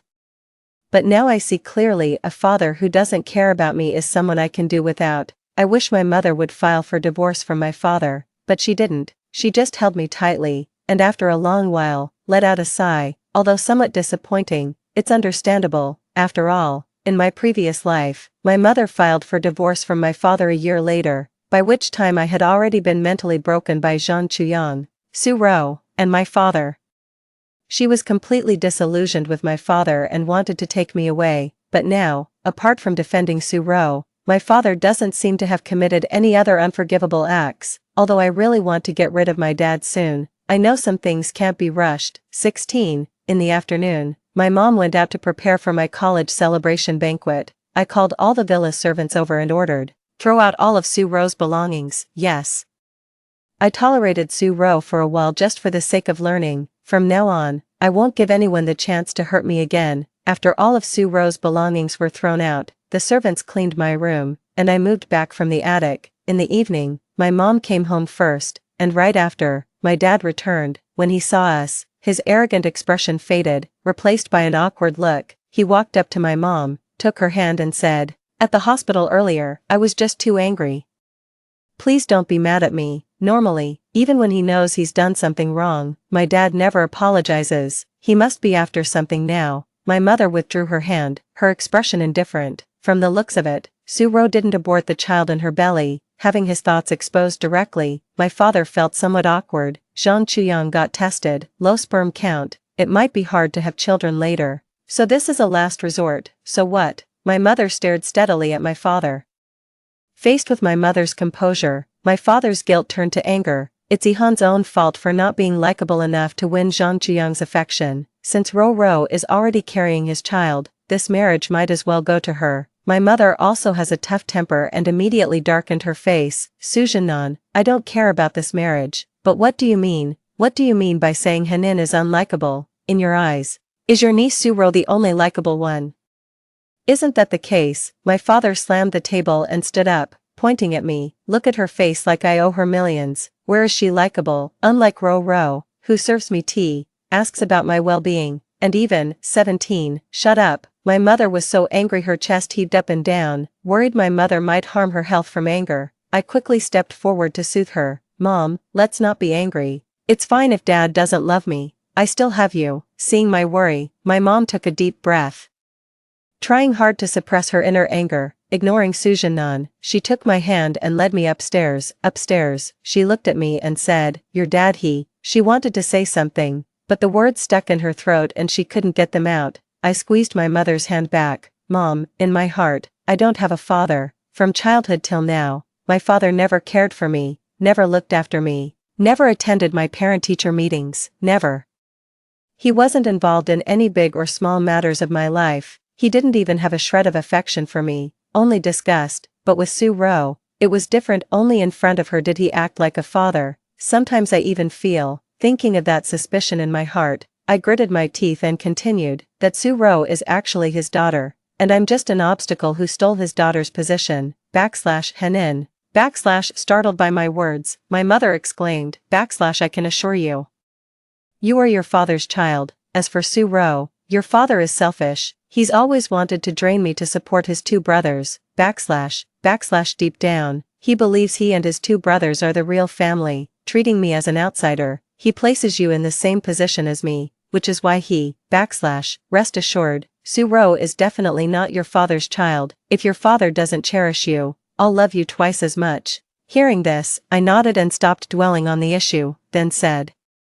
So my father's idea is to have Su Ro marry Zhang Chuyang. Did James' parents accept her just because she's pregnant? If that's the case, Su Ro is getting off too easily. 18, of course not. I know Mr. and Mrs. Zhang too well. They're probably planning to have Su Ro secretly give birth, then raise the child as yours and Zhang Chuyang's. They got your father to come back as their mediator. But how could your father bear to let his precious niece suffer such injustice? That's why he came back this time, to have me intervene and persuade James' parents to let Su Ro marry into the Zhang family. I'm not that foolish. After that argument with your dad just now, he probably won't dare bring it up again. After hearing my mom's words, I couldn't help but give her a thumbs up. Mom, you're amazing. Of course, my mom said with a proud smirk, your college celebration banquet is scheduled in 3 days. I'll send you the hotel address via WeChat later. Just focus on inviting your classmates these days. Leave everything else to me. On the day of the celebration banquet, I'll publicly announce the cancellation of your engagement with Zhang Chuyang. Okay, Mom. Back in my room, I still felt somewhat puzzled. My mother's abilities are even more outstanding than I imagined. She's so intelligent that she can confidently assert Su Ro wasn't born to my father. Could it be that I was truly mistaken about this point? Shaking my head, I temporarily pushed this question to the back of my mind. I took out my phone and sent invitations for the college celebration banquet to several close friends. When reaching the last invitation, I thought of Qin Zhou. He was my classmate, but during high school, I had very few impressions of him, from what I remember. He always sat in the back row of the classroom, either sleeping or playing with his phone during class, and the teachers couldn't be bothered to discipline him. He often got into fights with others and was frequently called to the principal's office with his parents. He was the epitome of a rebellious student, yet because of his good looks, his desk drawer was always stuffed with love letters. He never even touched those letters, routinely tossing them into the trash. Our interactions were pitifully few, yet across lifetimes, he helped me twice. After wrestling with it for a moment, I still sent Qin Zhou a message. Since I wasn't very familiar with him, my tone was relatively polite. My college celebration banquet is in 3 days. Would you be available? Unexpectedly, the reply came quickly, just a simple word, okay. 19. Several close friends, regardless of how well they did in exams, are all having their college celebration banquets these days. That day, as I was neatly dressed and ready to go out, my father sitting on the sofa gave me a once-over, his eyes sharpening. Ihan, what do you want? My tone was cold, frowning with displeasure. My father spoke up. Your cousin is still lying in the hospital recovering. How can you still have the mind to go out and have fun? By your logic, since cousin is still lying sick in bed, how come you have the leisure to drink tea at home? Seems to me you should be by her side in the hospital every single minute. My blunt retort made my father's expression darken. I stayed up late last night, so I can't keep my eyes open today. Oh, I was in a hurry to leave and couldn't be bothered to waste more words on him. As I reached the door, my father's voice came again. Remember to find time to visit your cousin. Probably asking me to visit Su Ro was just an excuse. The real intention was to have her lecture me.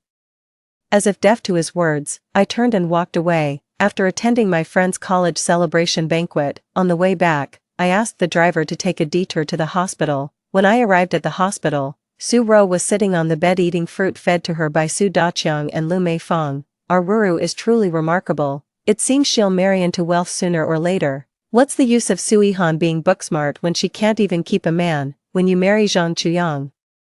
Have your uncle give you a bigger dowry. The three of them had their schemes all worked out, their calculations clicking away loudly. I pushed the door open at just the right moment, but Aunt Zhang just called me and said Chuyang would never marry Su Ro. Once Su Ro gives birth, she'll be sent packing back to the countryside. 20. My words caused the expressions of everyone in the room to change dramatically. Ihan, things have come to this. Even if you marry Zhang Chuyang, you can only have his body, not his heart. At this moment, the smugness on Lu Meifeng's face completely vanished, replaced by bitter anguish. Ihan, you've been fortunate since childhood, lacking nothing. Ro is different.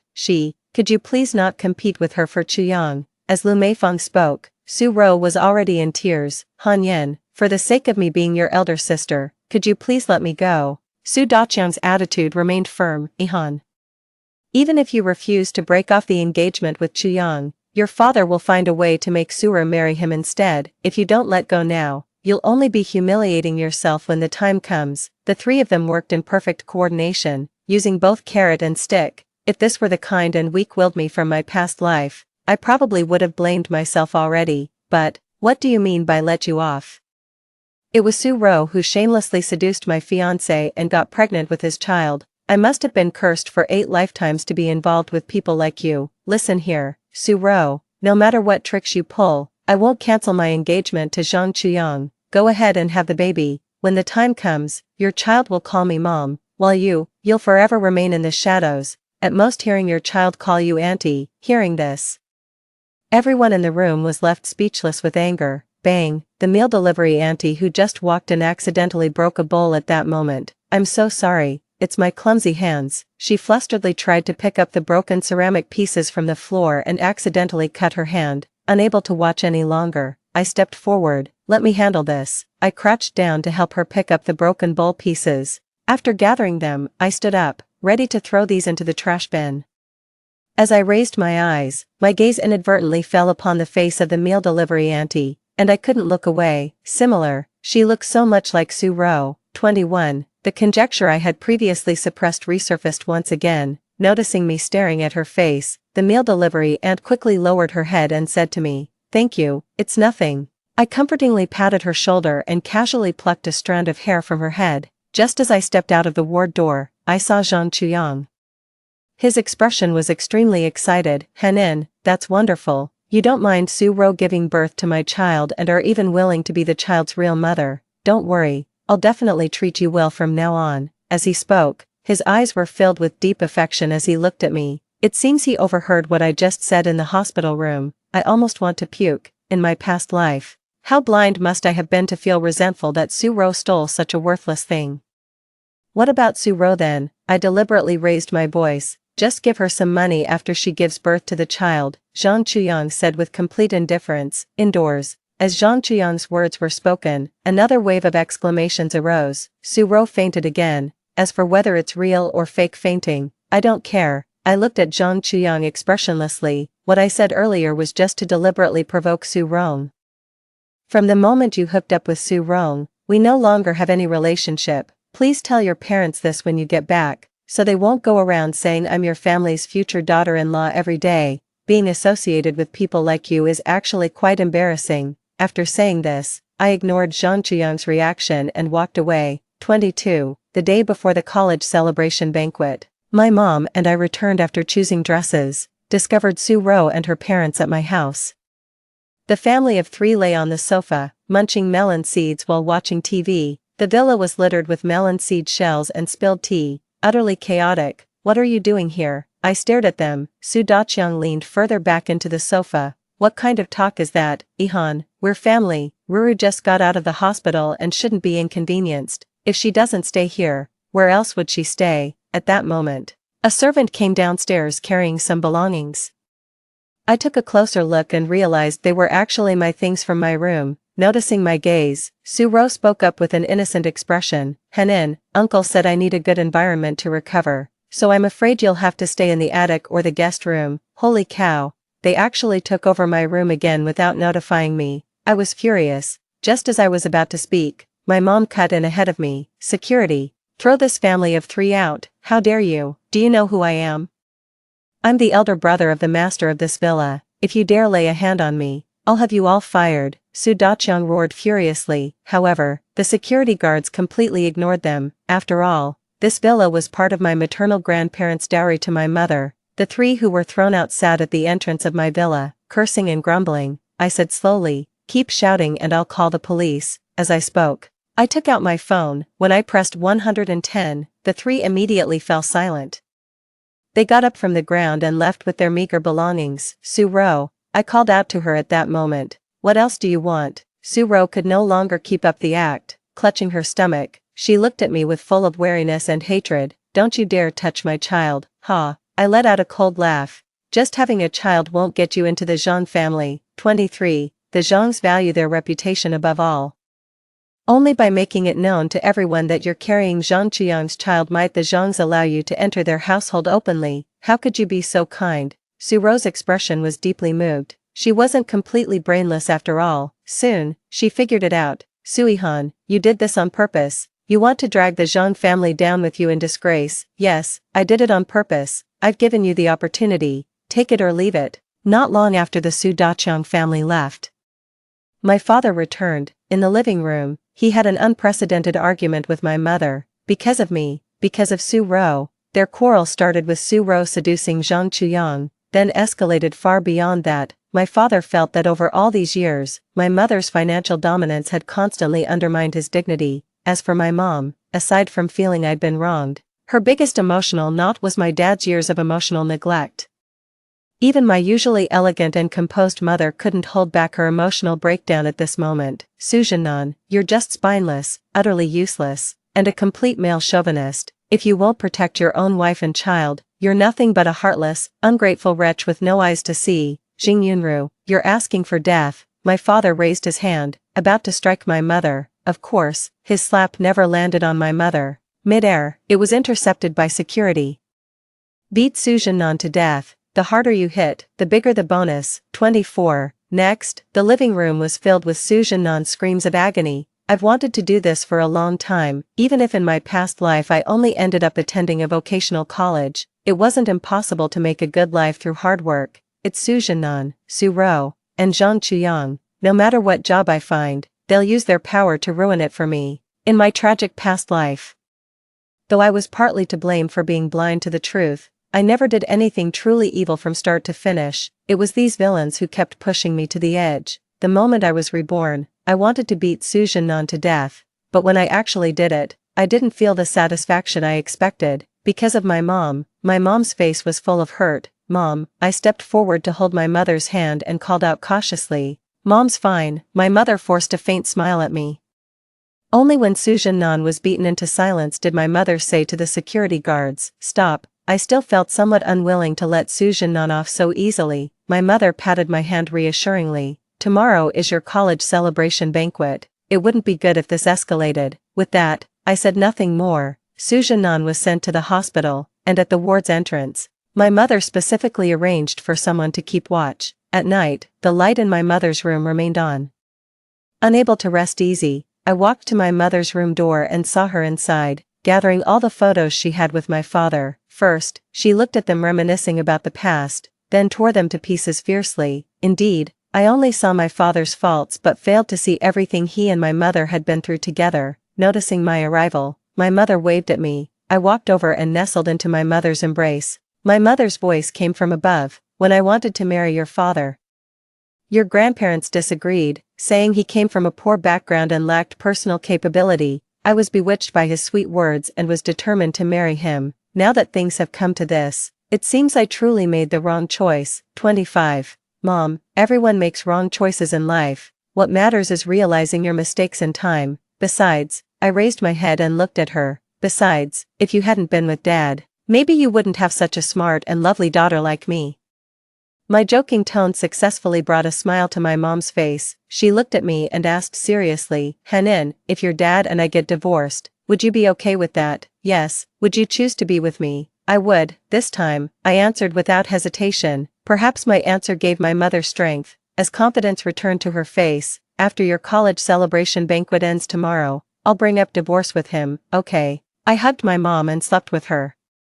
I only got up after her breathing became steady, found one of my father's short hairs on the pillow and took it out of the bedroom. Early the next morning, I made an excuse to go out first and went to the hospital to collect Sue-ro's hair, then submitted hair samples from Sue-ro and my father, as well as Sue-ro and the meal delivery aunt for paternity testing. After returning home, my mother and I set off for the hotel together. As noon approached, the guests arrived one after another. My father was supposed to be recuperating in the hospital, yet he insisted on getting up to attend my college celebration banquet. I was initially worried he might cause a scene at the banquet, but my mother reassured me that he's too vain for that, which eased my mind, just as my mother predicted. My father, who usually couldn't be bothered to glance at me, was now grinning so widely that even the bandages on his face couldn't hide his smile. "Old Sue, your daughter is really making you proud. Of course, she takes after me." Someone looked at his pitiful state and asked with concern, "What happened to you? How did you get so badly injured?" Though shadows darkened his deep eyes, my dad's smile remained bright. Just celebrating too hard after my daughter got into Tsinghua, had one too many drinks and ended up like this." 26. Hearing this, my mother and I exchanged glances, barely able to suppress our laughter. I have to admit, he's quite good at making excuses for himself. This talent for blatantly lying really comes in handy. Guests came in wave after wave, until finally, under my mother's eager anticipation, my grandparents arrived. Back then, my grandparents were angry because my mother stubbornly married my father. Over the years, although they secretly helped my mother's career, there was almost no visible interaction. Every time my mother went to visit them, they would put on stern faces. Only when facing me would the two elders show happiness. But deep down I knew they were just using me as an excuse to care for my mom. Their affection for me was simply an extension of their love for her. "Mom, Dad, you're finally here," my mother said with visible relief. My grandparents replied with proud expressions, "We wouldn't have come if we weren't worried Hanin's graduation banquet might feel incomplete without us." Of course, let me show you inside." My mother went to help my maternal grandparents. All my classmates came, the Zhang family came, and Su Ro's whole family came too. As noon approached, almost all the guests had arrived, but I still couldn't see Qingzhou anywhere. Only then did I realize I might have been a bit rash. I don't know about Qingzhou's academic performance, nor which university he got into, so inviting him over like this seems rather rash. As I was thinking this, a familiar voice suddenly came from above. "Where should I sit?" I looked up and met Qingzhou's beautiful eyes. "I'll take you there." As I spoke, a smile involuntarily bloomed on my face. 27. I took Qingzhou to the table where my high school classmates were sitting. Upon seeing Qingzhou, the girls who had been chatting freely immediately blushed and fell silent. "Hanin, you're amazing. You even managed to invite the school heartthrob who never gets close to anyone." Hearing this, I just smiled without saying anything. The Su group is sizable, and most of the attendees at my college celebration banquet were business partners. I followed my parents to toast the guests. When it came to the table where the Zhang family was seated, someone raised a question. "Why are our in-laws sitting with us?" My mother smiled and explained, "Here's the thing, Hanin and Chuyang's engagement has been called off. Their betrothal was just a casual remark made years ago, never meant to be taken seriously." Everyone present was sharp-witted, so no one pressed further. Instead, it was Zhang's parents who became displeased. However, they restrained themselves and didn't voice their stance. My mother wanted to spare the Zhang family some dignity, but I didn't.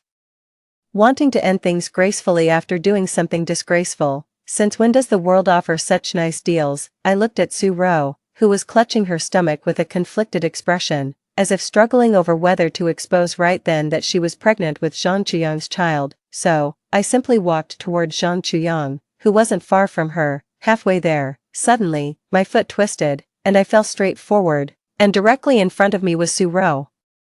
Just as I was about to crash into Su Ro, a sudden force pulled at my waist. It was Qingzhou. He had caught me by the waist. "Thank you," I said to him as I straightened up in Qingzhou's arms. The terrified Su Ro exploded, clutching her stomach as she stood up from the chair. She pointed at me and accused, "Suihan, you did this on purpose. You can't stand that I'm carrying Chu Yang's child and tried to make me lose the baby." 28. Su Ro's words caused an uproar in the room.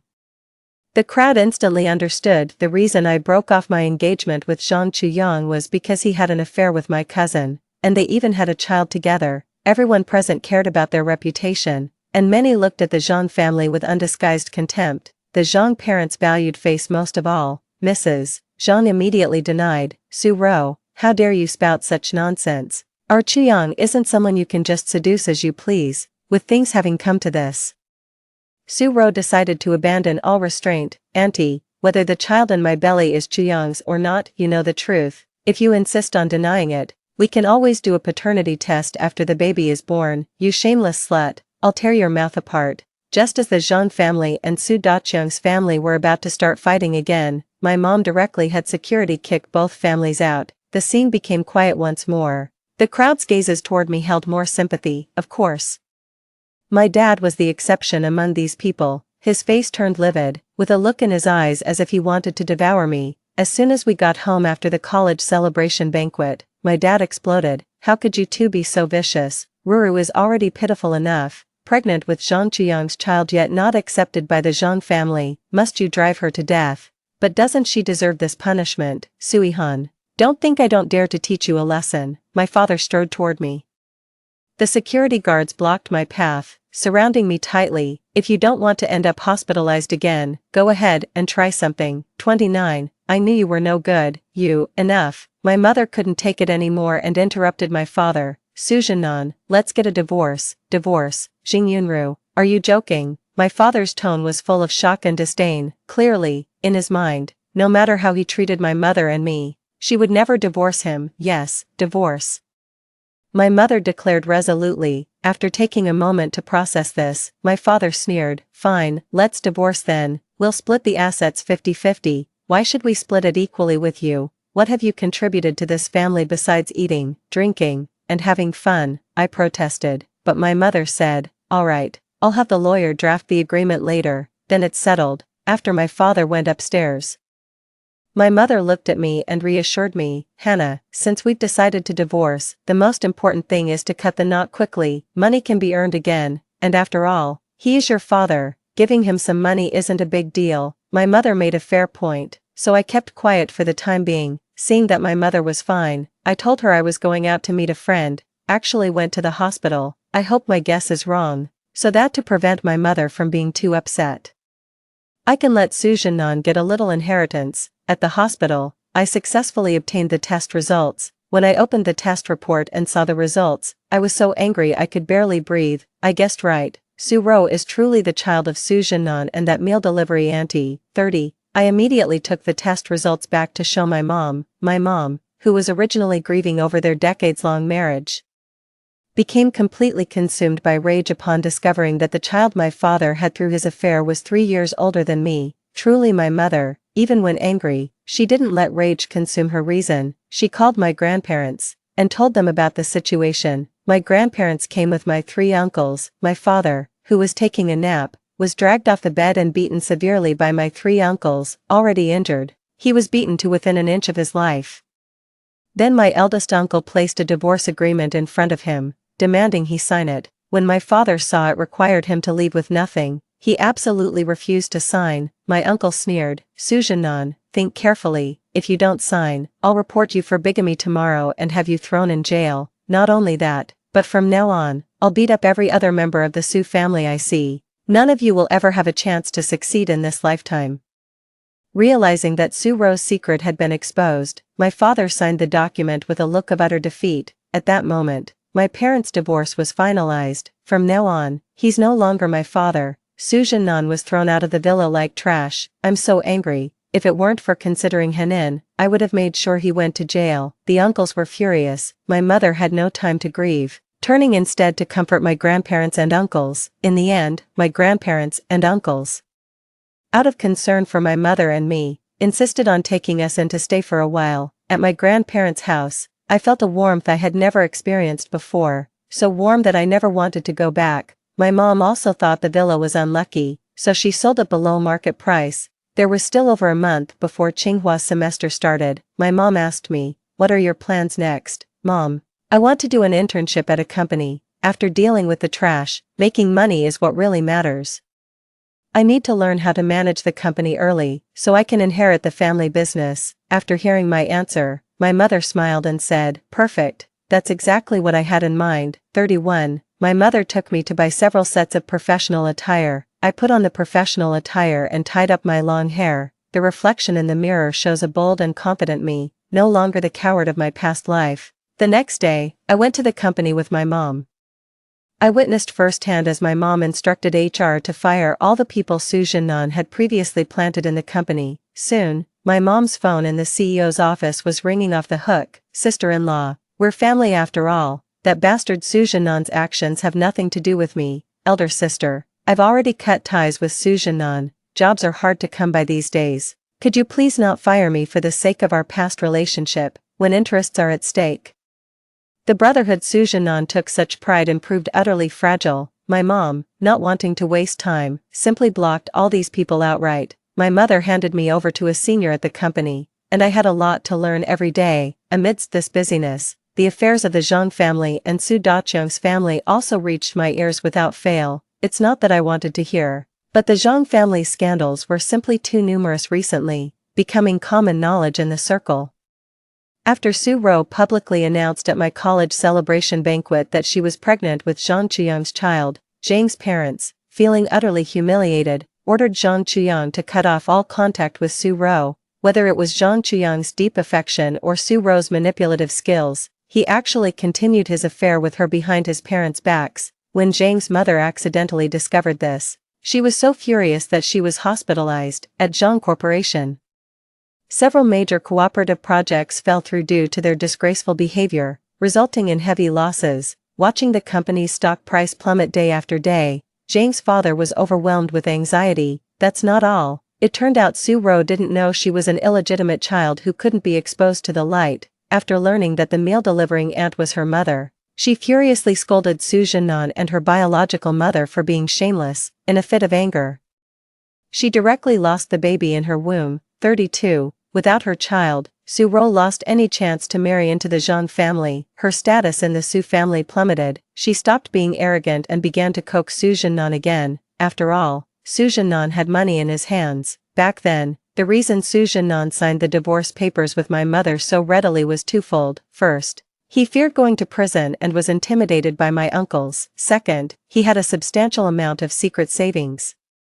But someone accustomed to a life of luxury could hardly endure watching his savings dwindle day by day. Lured by Su Laosan, Su Jinnan became addicted to gambling. Within just a month, he lost millions, wiping out his entire fortune. 2. I heard from our former villa neighbors that a disheveled Su Jinnan came looking for me and my mother at the villa. Unfortunately, the villa had long changed owners, and he couldn't find us.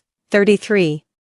Hearing people discuss those individuals' miserable circumstances again, I realized my heart remained largely unmoved. We've long belonged to different worlds. Regardless of whether their future brings fortune or misfortune, I'll keep striving to become better. On the day Tsinghua University started, Zhang Chuyang stopped me at the school gate. Henin, I've completely cut ties with Su Rou. We grew up together since childhood. Childhood sweethearts, can you forgive me just this once? The ridiculous thing was, I actually saw a trace of genuine affection in Zhang Chuyang's eyes. Some people are like this, they don't cherish what comes easily, yet crave what they can't have. Sorry, I won't forgive you. Looking at Zhang Chuyang for even a second feels like a waste of my life. I walked straight past Zhang Chuyang and entered the school grounds. A familiar figure came into view. It's Qin Zhou. He's also holding an admission notice in his hand. As if waiting for me, seeing me, he approaches and extends an invitation. Want to go register together? Okay. I nodded and walked side by side with Qin Zhou. Let bygones be bygones, and fear not the future. I will eventually become the person I want to be. Story 2. The strategy failed, so I just let it all go. I tied him up, had tender and affectionate moments with him every day, and even gave birth to a son for him. Finally, I died a tragic death in front of him. I enjoyed 5 years of carefree time happily, but then the mission suddenly restarted. As soon as I was reborn, I was grabbed by the neck viciously. The man's usually well-behaved face now had blood-red eyes. Another one who doesn't care about her life, who gave you the guts to imitate Ran. Not far away, a little figure who resembled him walked out slowly, with a shiny pistol pointed at my forehead. Anyone who imitates my mother must die. 1. I was eating potato chips when the system forcefully sent me back to the world of the novel. If you don't go back, those two father-son will almost turn that world upside down. I had been away from that world for 5 years. At that time, my body in the original world had a terminal illness, and only by completing the strategy mission could I get the reward of being cured. But no matter how hard I tried, I could never win over Lin Qingling. He was like a flower on a lofty mountain that was extremely difficult to pick. In a fit of anger, I just let it all go. I tied up my strategy target who looked down on me, drugged him, had tender and affectionate moments with him every day, and gave birth to a lovely son for him. But Lin Qingling never had a good look for me from beginning to end. He always said I was disgusting. The disgust that emanated from him, from the inside out, deeply hurt me, extremely heartbroken. I took the initiative to ask the system to take me out of the world, so on the day my son turned 1 month old, like every time before, I lowered my head and kissed Lin Qingling's lips. He frowned and still didn't respond. From shallow to deep, it was my farewell kiss to Lin Qingling. I took the key and unlocked Lin Qingling's handcuffs. Under his surprised gaze, I smiled. I set you free, Lin Qingling. What trick are you going to play this time? Lin Qingling looked at me with eyes full of annoyance. He hated me so much, my heart ached for a moment. To say I wasn't sad would be a lie, although I forcefully tied Lin Qingling home, after a year of living together day and night, with tender and affectionate moments every day, and my such dedication. Even if there was no love, there should be some habit, right? No tricks. I just suddenly realized the fact that you won't like me. I twitched the corners of my mouth and looked at Lin Qingling's back as he couldn't wait to leave. Sorry, Lin Qingling, I just have one request. Take good care of our son. I watched him open the door of the room without hesitation. He didn't even look back, without a trace of reluctance. Goodbye, Lin Qingling, I said softly. After that, under the system's prompt of about to leave the world, I turned around and rushed towards the balcony. Jumping off, what happened after that was a blank. I only knew that when I opened my eyes, I had already returned to my own world, thinking that I would die someday anyway. I simply enjoyed life. The 3-month deadline for death, because of my good attitude, was actually extended by me for 5 years. The doctor said it was a miracle. I didn't understand what the system meant. What did it mean that the father-son would turn the world upside down? In my impression, Lin Qingling had a steady personality, rarely smiled, and was even more successful in his studies, winning scholarships and national awards with ease. My son, if brought up by him, would surely grow up to be upright. That's what I thought, so I made up my mind to let the system take me out of the world. But before I could think too much, I was grabbed by the neck viciously by a hand with distinct knuckles. That well-behaved and handsome face that I hadn't seen for 5 years appeared in front of me again without any mental preparation. The man's eyes were blood red, filled with rolling hatred. Another one who doesn't care about her life, who gave you the guts to imitate Ran. I couldn't catch my breath for a while and desperately beat the hand that was choking my breath. I spoke out of breath. Lin Qingling, I am Qin Ran. The force on my neck loosened slightly. Lin Qingling was visibly astonished. The door of the room not far away was opened. A child who resembled him walked out slowly, with a cold face.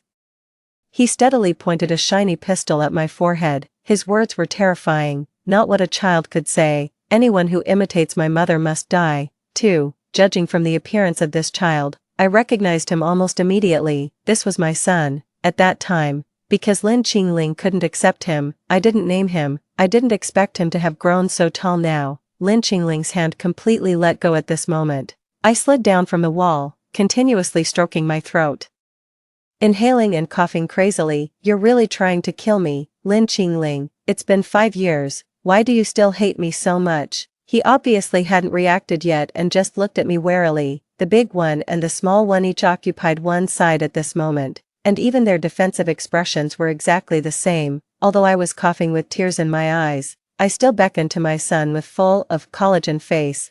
I haven't seen you for 5 years. Come here quickly, son, and let mom give you a hug. He held the pistol, moved forward 2 steps like a little adult, and then quickly stopped. The child said coldly, Dad said that mom died not long after I was born. There's only one mom. All you women, just because you look like my mom, you want to be my mom. It's a pipe dream. I'm going to kill all you bad women. I shivered because of his words. Subconsciously, I looked up and frowned at Lin Qingling, who was standing aside and silent.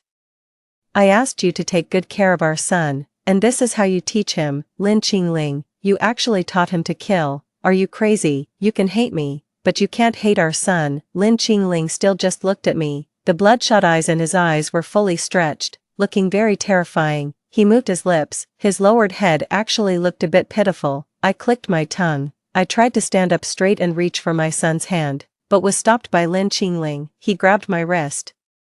his lips trembling. That look seemed to have passed through thousands of years and landed on me. He used too much force, and I felt a bit of pain and wanted to withdraw my hand. Qin Ran, I paused. That voice was low and hoarse, as if with a faint plea. After a long while, I finally heard him speak. It seemed to be choked with sobs, and he asked uncertainly, "Is it really you who came back? Don't lie to me anymore. Please." 3. Logically speaking, Lin Qingling didn't like me. Even if I died in front of him, he wouldn't be the least bit moved. But now, looking at the handcuffs on my wrists and ankles, although the insides of the handcuffs were wrapped with sponge to avoid hurting me, I still fell into deep thought. Could it be that Lin Qingling's personality has become abnormal after being tied up by me? The door made a click sound. Lin Qingling walked in with a plate. He was still as handsome as ever.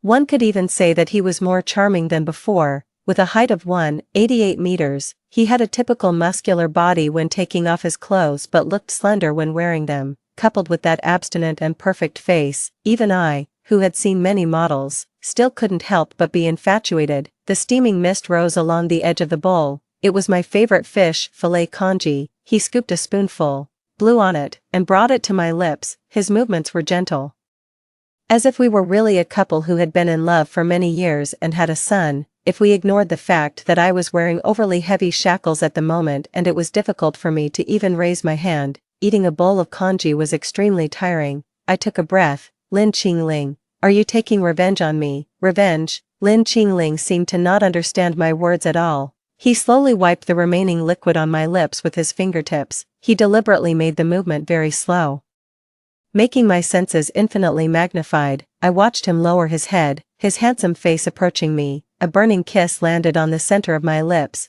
This was the first time he took the initiative to kiss me. It was not a shallow kiss but deepened infinitely until I was out of breath. There were red marks at the corners of his eyes. Suddenly, he pushed me down on the head of the bed and used his knee to push open my legs. "If you're an imposter, I'll kill you."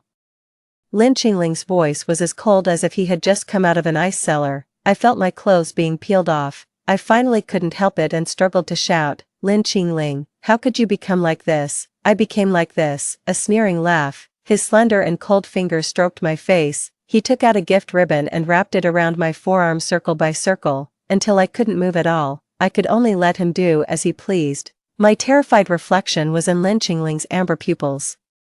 Ran, didn't you turn me into this? So, why did you leave me in Siren? 4. I was tossed and tormented by Lin Qingling all night long. He even personally served me to take a bath. But as we were washing, things started to go wrong again. In the second half of the night, he wrapped me in his arms. Despite his tall and big figure, he was in a curled-up posture, an action that showed extreme lack of security. But I couldn't fall asleep no matter what. In the darkness, I traced Lin Qingling's handsome face with my eyes. 5 years seemed to have made him more mature. The remaining bit of immaturity in his eyebrows and eyes was covered by his always furrowed brows. I stretched out a finger and quietly smoothed the wrinkles between his brows. What on earth had happened in these 5 years? "Don't leave." A murmur seemed to spill from Lin Qingling's lips. "What?" I didn't hear clearly and moved closer to him. Suddenly, I met a pair of deep eyes.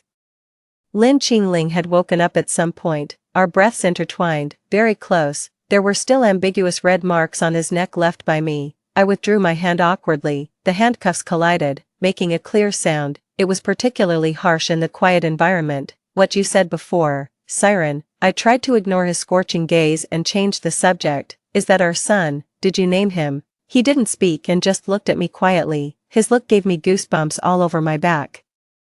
There was inquiry and interrogation in his eyes. I suddenly remembered what Lin Qingling had said before. There were many people who pretended to be me and wanted to be my son's mother. I twitched the corners of my mouth and was about to explain to Lin Qingling half-jokingly that I faked my death with the help of the system, but I was stopped by his next words. His palm gently stroked my cheek. His fingertips were dry and warm, but there was countless mockery and coldness in his eyes.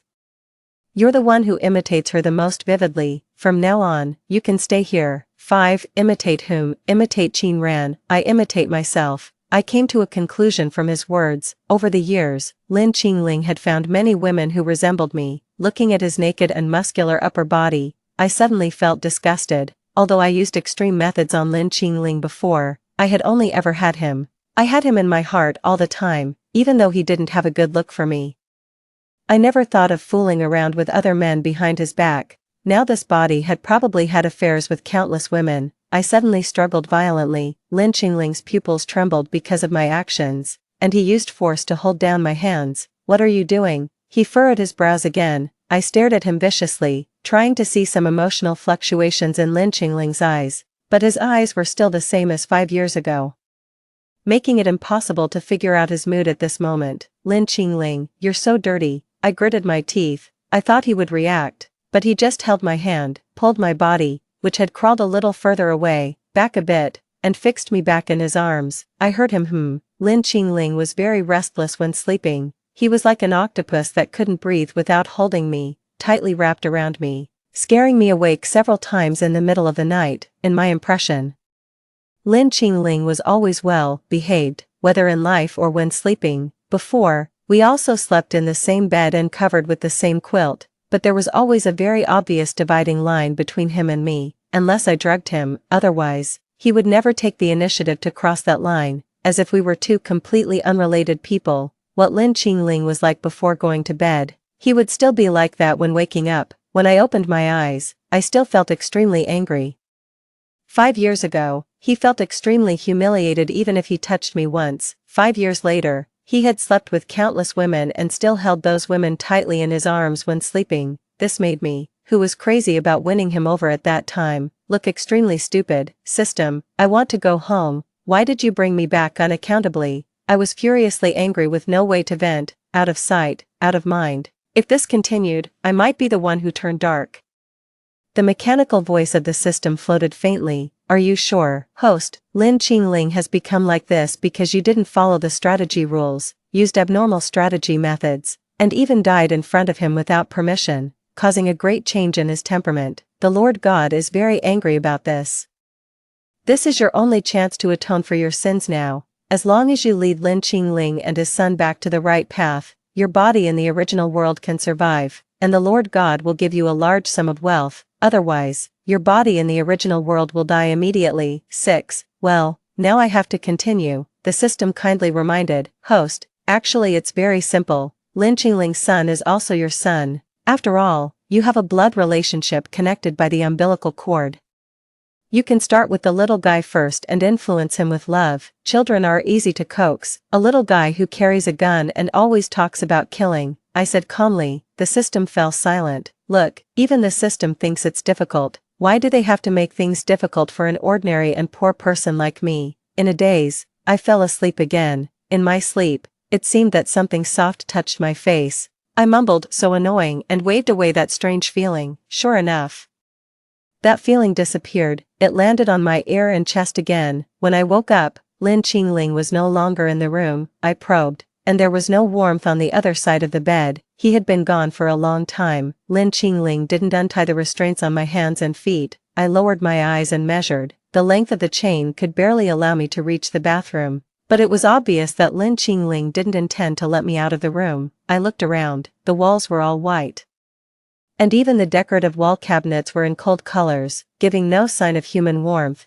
It was very much in line with Lin Qingling's consistent cold preferences. I planned to get out of bed and wash up first. However, as soon as my feet touched the ground, my legs went weak and I knelt down. Fortunately, there was carpet laid beside the bed, so I didn't hurt my knees when I landed on the floor. This Lin Qingling. Did he secretly drug me? I cursed while rubbing my waist, trying to stand up again.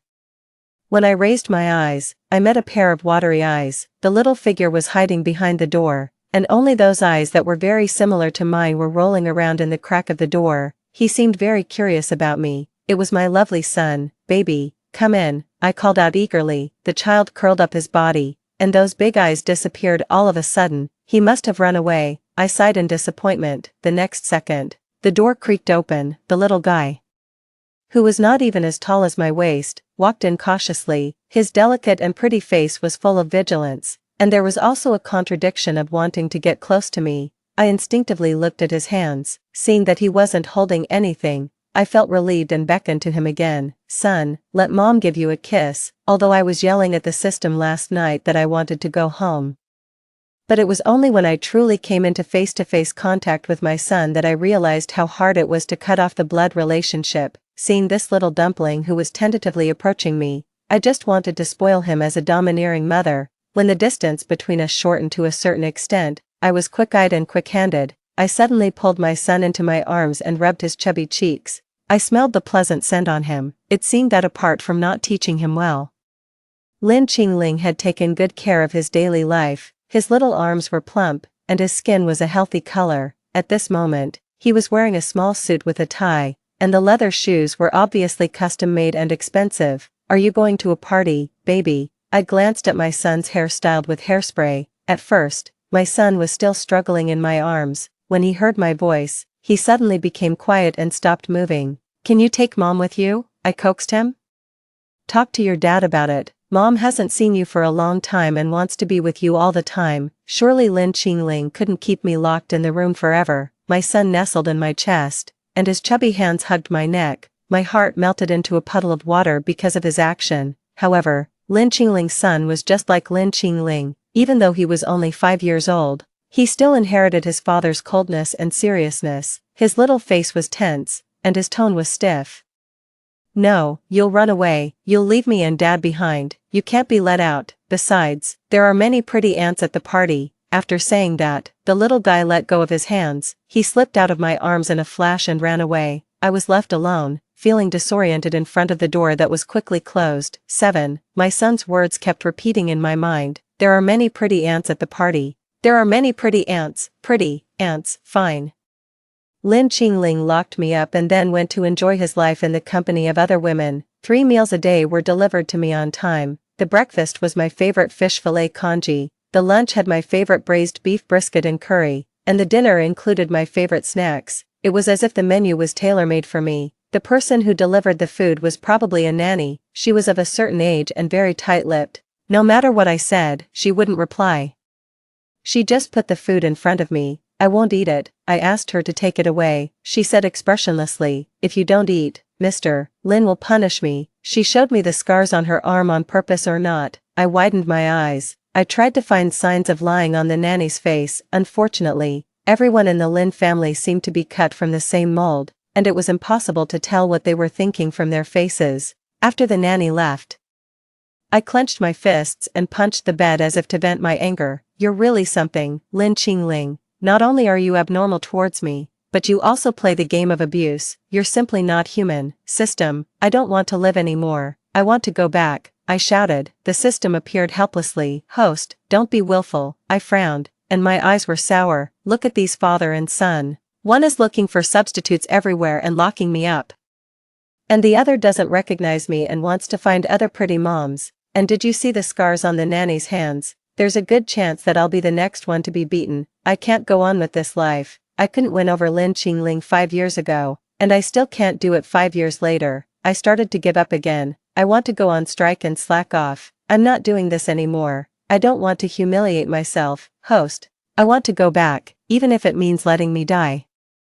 As soon as I finished speaking, the door was suddenly opened eagerly. The sound was so loud that I turned around at once. Before I could regain my senses, I was suddenly pulled into someone's arms. The fresh fragrance of gardenias lingered in my nose. It was the perfume I loved to spray the most 5 years ago. My nose hit the hard chest of the person in front of me, and he tightened his arms with such great force that it seemed he wanted to integrate me into his bones. His voice was trembling, and even the body that was holding me was shaking. "Don't leave. I beg you not to leave." I was wrong. "I can give you whatever you want. I just beg you not to leave me again. Please." Tears seeped down my collar, wetting my neck and slowly sliding down through my clothes. Everywhere they touched seemed to be burned. I was hugged so tightly that I couldn't breathe.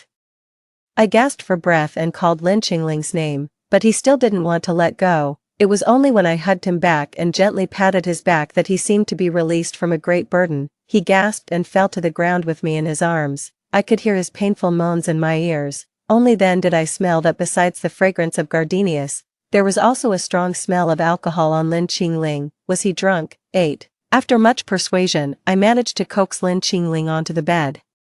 His eyes were tightly closed, and the beautiful corners of his eyes were stained with a coquettish red. He was wearing the same black suit as my son. It seemed that he had taken off his tie on the way. The collar of his shirt was wide open, and the exposed skin was also tinged with a pinkish hue. the seductive scene in front of me made me swallow my saliva involuntarily. I went to the bathroom to get a towel to wipe his face. When the towel reached the back of his ear, he grabbed my wrist with his backhand. He opened his eyes. The whites of his eyes were scarlet, and there were faint dark circles under his eyes. It seemed that he hadn't had a good rest for a long time. Since you're awake, go take a shower by yourself. I knew I couldn't break free from his grip, so I didn't waste my energy. Instead, I directly looked into those clear eyes. Ran, whether it was 5 years ago or 5 years later.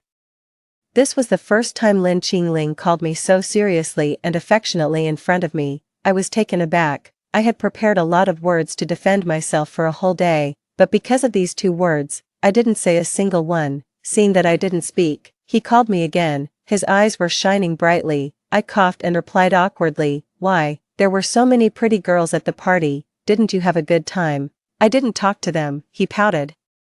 Looking just like an enlarged version of my son. What should I do? Drunk Lin Qingling seemed a bit too cute. I bent down, carefully observed his expression, and continued to fish for information. "Then why didn't you take Ran with you?" As soon as I said this, the air became visibly silent. Lin Qingling seemed to be thinking. His brows were furrowed tightly, and even his facial features were twisted. I quickly reached out to smooth his brows. I didn't know why, but I really didn't want to see Lin Qingling in such a tangled state. I did something wrong and made Ran angry, so Ran left and won't come back again. I'll never be able to see her again. He lowered his eyes and fell asleep again. I heard Lin Qingling's even breathing. After a moment of silence, I still finished wiping his face, took off his coat, and covered him with a quilt. Then I leaned against the head of the bed. I stared blankly at the blank ceiling. 9.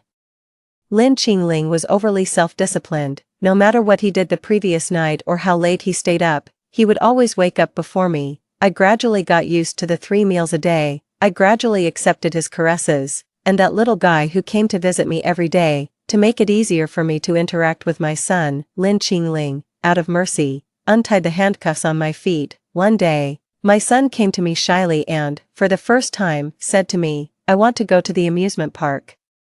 This was the first time he showed a childlike expression in front of me. It seemed that Lin Qingling had never taken him there. I also really wanted to make up for the childhood that my son had missed, but I raised the handcuffs on my wrist. "But Mom can't go." My son's eyes dimmed for a moment. He drooped his shoulders and left the room. Because of this, I hated Lin Qingling deeply. What a great opportunity to cultivate my relationship with my son. About 20 minutes later, the little guy appeared again. He furtively handed me a key. I took it suspiciously and tentatively inserted it into the keyhole. It actually opened. The sudden freedom made me feel a moment of confusion. My first reaction was to kiss my son's face hard. He smelled so good. My son smelled so good. The little guy might have gotten used to my kisses. He didn't struggle and let me kiss him to my heart's content. Then he blushed and whispered, "Can we go to the amusement park now?" "Of course we can." I picked up my son and carried him out of the door that had been closed for many days. Only then did I realize that the place where Lin Qingling had locked me up was a duplex villa, and the room where I was locked was on the 2nd floor. The decoration outside the room was exactly as I had imagined. It was still in the same cold tones, and only the sofa was an unexpectedly bright yellow. In front of it was a 120-inch TV. Lin Qingling didn't like watching TV. After all, before me, Lin Qingling had had many women. I thought sourly that maybe it had been bought for other women before. I didn't want to look at it anymore. I turned around and asked my son, "Have you seen Mom's clothes?" These days, I had been wearing different styles of pajamas, or sometimes I secretly wore Lin Qingling's t-shirts. I couldn't go out to play in my pajamas. I had originally intended to ask where the clothes I had been wearing when I came to this world were.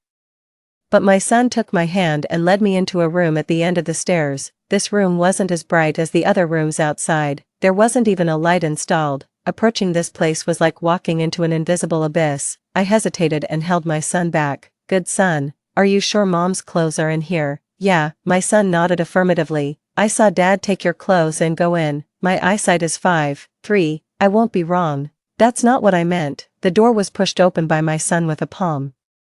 The sight that met my eyes was shocking. The whole room was covered with my photos of me smiling, crying, sleeping, and being angry. It was like the gathering place of a strange ceremony. The decoration and arrangement of the room were exactly the same as the room where I had locked Lin Qingling up 5 years ago. Even the little pig ornament in the corner of the desk had been replicated. On the bookshelf was a group photo of me and Lin Qingling when I had forced him before. His face was stiff, and he looked very impatient. I had a bright smile and snuggled up to him like a little bird, making a V gesture. That was the only group photo of the two of us. It was a pity that later I died, and I couldn't take the photo with me. I had a hunch that in the wardrobe were all the clothes I had worn 5 years ago. My feet moved forward uncontrollably. My hand was about to touch the handle of the wardrobe. Suddenly, Lin Qingling's cold voice came from behind me, like the call of the god of death from hell. "What are you two doing?" 10. I was startled. I squatted down. I picked up my son who was standing beside me and held him in front of me as a shield. "It was all my son who brought me here. It has nothing to do with me. Don't kill me to silence me, my son." Lin Qingling walked towards me with the steps of the god of death. Each step seemed to be crushing the tip of my heart. I bit my lower lip tightly. My son's voice of pain came up from below. "You're hugging me too tightly." I quickly covered his mouth and whispered in his ear, "You're his son. He won't do anything to you. I'm just a dispensable woman. He can kill me if he wants to. I gave birth to you after 10 months of pregnancy. Even if I have no credit, I have hard work. You can't be so heartless, little thing." Lin Qingling bent down. His perfect face approached mine. I held my breath. I regretted it deeply. Why hadn't the first thing I did after the handcuffs were untied been to escape from the villa? Now, I had touched Lin Qingling's sore spot. With his character, I didn't know what he would do to me. However, the next second, I saw his hand bypass me and open the wardrobe that I had wanted to open. I turned my head, as I had expected. They were all my former clothes. There was also a beautiful goose yellow evening dress, which I had originally planned to wear to a dinner party with Lin Qingling 5 years ago, but later, there was no later, I let Lin Qingling go and even jumped off the building in front of him. "Lin Qingling, you must hate me, right?" I let out a deep sigh and, mustering up my courage, raised my head to look directly at Lin Qingling not far from me. Hearing this, Lin Qingling looked at me. "I pestered you. And when you ignored me, I tied you up and drugged you. I even gave birth to a son for you against your will. You must hate me, right?" Any one of these charges alone was enough to sentence me to death. But everyone has their youth. At that time, I truly liked Lin Qingling. With a bit of annoyance and anger mixed in, he moved his lips. I gave a self-deprecating smile. "Maybe I can't live for long, and that's probably my retribution. I'm sorry for making you suffer. You hate me. You finally got rid of me, and after 5 years, you have to see me every day again. Let me go, Lin Qingling. Don't worry. Anyway, I'll disappear completely soon, and you won't have to be bothered by me all the time. You're leaving again." This angry roar startled both me and my son at the same time. Lin Qingling's face looked very grim. Hidden storms and anger seemed to surround him, and he looked as if he was about to go crazy. Seeing this, my son quickly broke free from me and grabbed Lin Qingling's arm. "Dad, Mom won't leave. I'll stop Mom." My son was like an ant on a hot pan, so anxious that sweat poured down his face. When he saw that Lin Qingling didn't do anything further, he quickly ran over and grabbed the hem of my clothes. "Mom, tell Dad quickly that you won't leave." "Mom, why do you always want to leave me and Dad? Don't you love us at all?" He looked as if he was about to cry. His nasal voice was humming, making people feel sorry for him. I couldn't spare the thought to be happy that my son finally called me Mom because Lin Qingling didn't look well at this moment. He was breathing wildly. Tears were falling from his eyes like water from a faucet with the tap broken. Unable to be stopped, Qin ran. "Do you know how many women who looked like you appeared in front of me before you came? Each of them said that she was Ran.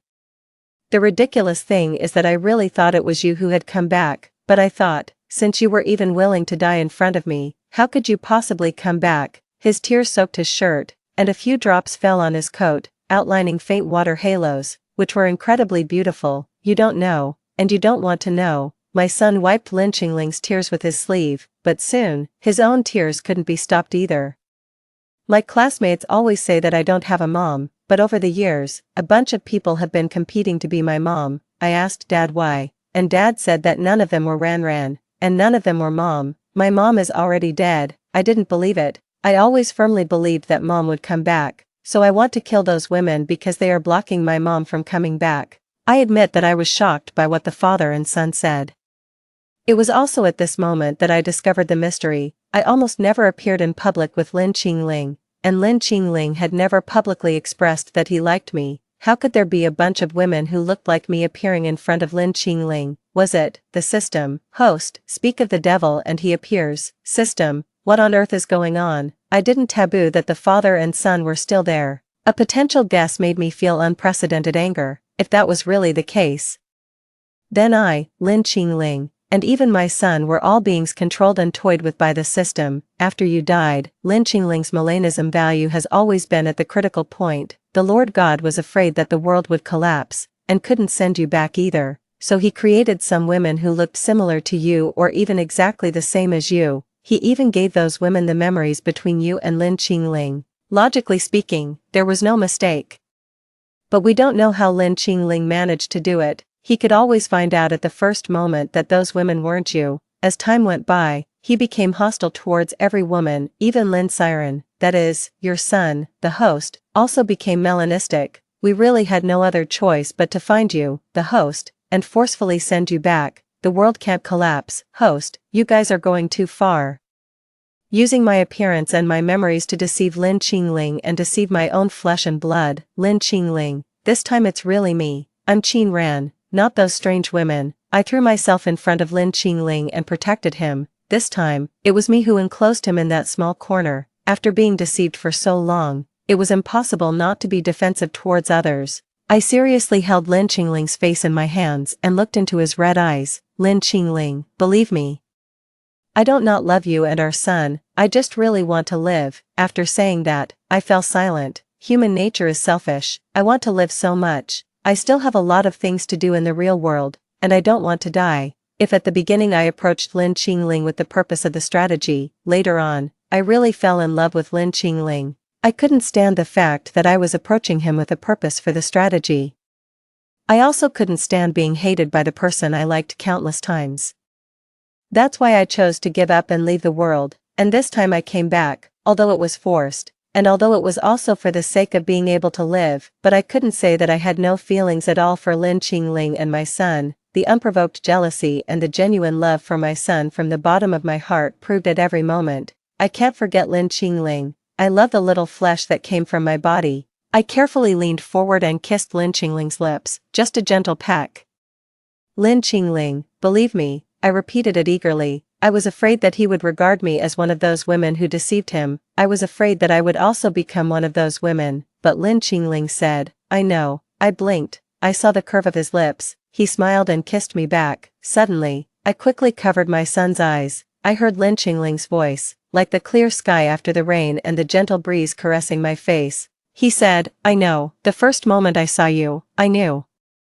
My Ran is back. Thank you for coming back. Epilogue 1. Lin Qingling no longer locked me up. The thing he liked to do the most was to sit on the sofa, let me half lie in his arms, and watch TV with me. But the current TV programs are really boring. Lin Qingling looked particularly aggrieved. Ran, you used to like this the most. Then I remembered. At that time, I was always eager to do some things that couples do with Lin Qingling. Watching movies was the first on the list. But I couldn't take Lin Qingling, who was wearing handcuffs, out, so lying in Lin Qingling's arms and watching TV became my most enjoyable date, although Lin Qingling always seemed very reluctant every time. But now, our positions were reversed. In order to prevent Lin Qingling from crying uncontrollably again, I could only follow his wishes. I sighed and lay back on his knees. I let him stroke my hair from time to time. I mumbled and half-jokingly asked him, did you realize that you loved me so much only after I died? Hearing this, Lin Qingling paused. I thought to myself that the novel was right after all. The living can't compete with the dead, but I didn't expect Lin Qingling to softly deny it. No, I liked you a long time ago. Before you liked me. How could that be possible? Then how could I have failed in the strategy? If he had liked me a long time ago, we would never have ended up in that situation later. And we couldn't have been separated for 5 years. But no matter how much I pressed him, Lin Qingling didn't tell me anymore. He adjusted my head and kissed the corner of my lips. If you don't want to watch TV, we can do something else. Something else. I thought of Lin Qingling's inhuman physical strength as if he had taken some medicine. I swallowed my saliva. I quickly sat up straight. I stammered and said, then let's still watch TV. But the next second, I was grabbed by Lin Qingling's hand and pushed down on the sofa. He fixed my wrists from below. He made me unable to move at all. I could only press my nose against his. our breaths were scorching hot. I noticed the burning desire in his eyes. It's too late. In the middle of the night, I forced myself to stay awake. I quietly moved Lin Qingling's arm that was around my waist and got out of the quilt. I ran to the room at the end of the corridor. I always felt that this room held a lot of little secrets. Mom, a childish voice almost scared the wits out of me. I made a gesture for silence. Little Doubao, why haven't you gone to sleep yet? I saw Mom being sneaky. Mom, do you want me to accompany you? Looking at my son's sleepy face and his tentative question, my heart softened completely. I generously wrapped him in my bathrobe. Come on, son. So my son and I tiptoed together and rummaged through the room. After rummaging for about a quarter of an hour, my son asked me, Mom, what are you looking for? I didn't even look up. Your dad's secrets. My son said, oh. I thought he would continue to look obediently, but who would have thought that he casually pulled open a drawer at the bottom of the bookcase and handed me a thick stack of notebooks inside. I always saw Dad reading a notebook. Every time he finished reading, he would put it away carefully. I didn't dare to peek. Mom, you can read it for me. Wait a minute. This seems to be my notebook, right? Too. The notebook was very thick. It was some strategy experience I wrote for the later strategists when I was afraid that I couldn't return to the original world. But later, when I fell in love with Lin Qingling, I put the notebook away. The first page of the notebook was still in my handwriting. May 3rd, 2022. This is the third day I've been in this world. It's really difficult to strategy Lin Qingling. He doesn't like to talk to people. He never pays attention to me when I talk to him. It will take forever to succeed in the strategy. June 20th, 2022. He finally agreed to watch a movie with me. I feel that his attitude towards me has softened a bit. Great, there is hope for the success of the strategy. I can go home soon. July 26th, 2022. Today is my birthday. I don't know why, but Lin Qingling's attitude towards me suddenly became cold. He is really difficult to strategy, but I really want to live. After that, there were some precautions I wrote. The strategy target likes to drink fish fillet congee, and I also like to drink fish fillet congee. We are a perfect match. The strategy target always comes and goes alone. He should be very lonely. The strategy target is always bullied at school. I must protect him. When I hold Lin Qingling's hand, his ears will turn red. He is actually quite easily shy. I kissed Lin Qingling's lips, and he didn't push me away. Lin Qingling is not very good at kissing. I flipped through the notebook further, until I saw a page with unfamiliar characters. The handwriting was vigorous and elegant. There were only 7 words on this page. Why did you let me see this? I held the notebook and walked out of the room. Outside the door, Lin Qingling was waiting for me. The little guy called out Dad and then slipped away like greased lightning. He didn't save his poor mother at all. I've noticed it several times already. As soon as I leave Lin Qingling's side, he will wake up not long after. Lin Qingling, did you find out that I was trying to strategy you a long time ago? I'm not stupid. I can probably guess the cause and effect of Lin Qingling's sudden coldness towards me. Lin Qingling nodded. He also didn't seem to want to hide it anymore. Your notebook fell downstairs in my dormitory, and my roommate opened it. I didn't believe it at first, but after you tied me up several times when you were asleep and talking in your dreams, you cried and said that you wanted to go home and that you didn't want to fail in the strategy. The disgust that emanated from him, from the inside out, deeply hurt me. If you love me more, you can stay by my side forever. Sorry, Ran, I'm very selfish. He hung his head, looking like a child who had done something wrong. I felt mixed emotions in my heart. For a moment, neither of us said anything, until I took Lin Qingling's hand. His originally dim pupils visibly lit up. I leaned my head against his chest, hugged his waist, and felt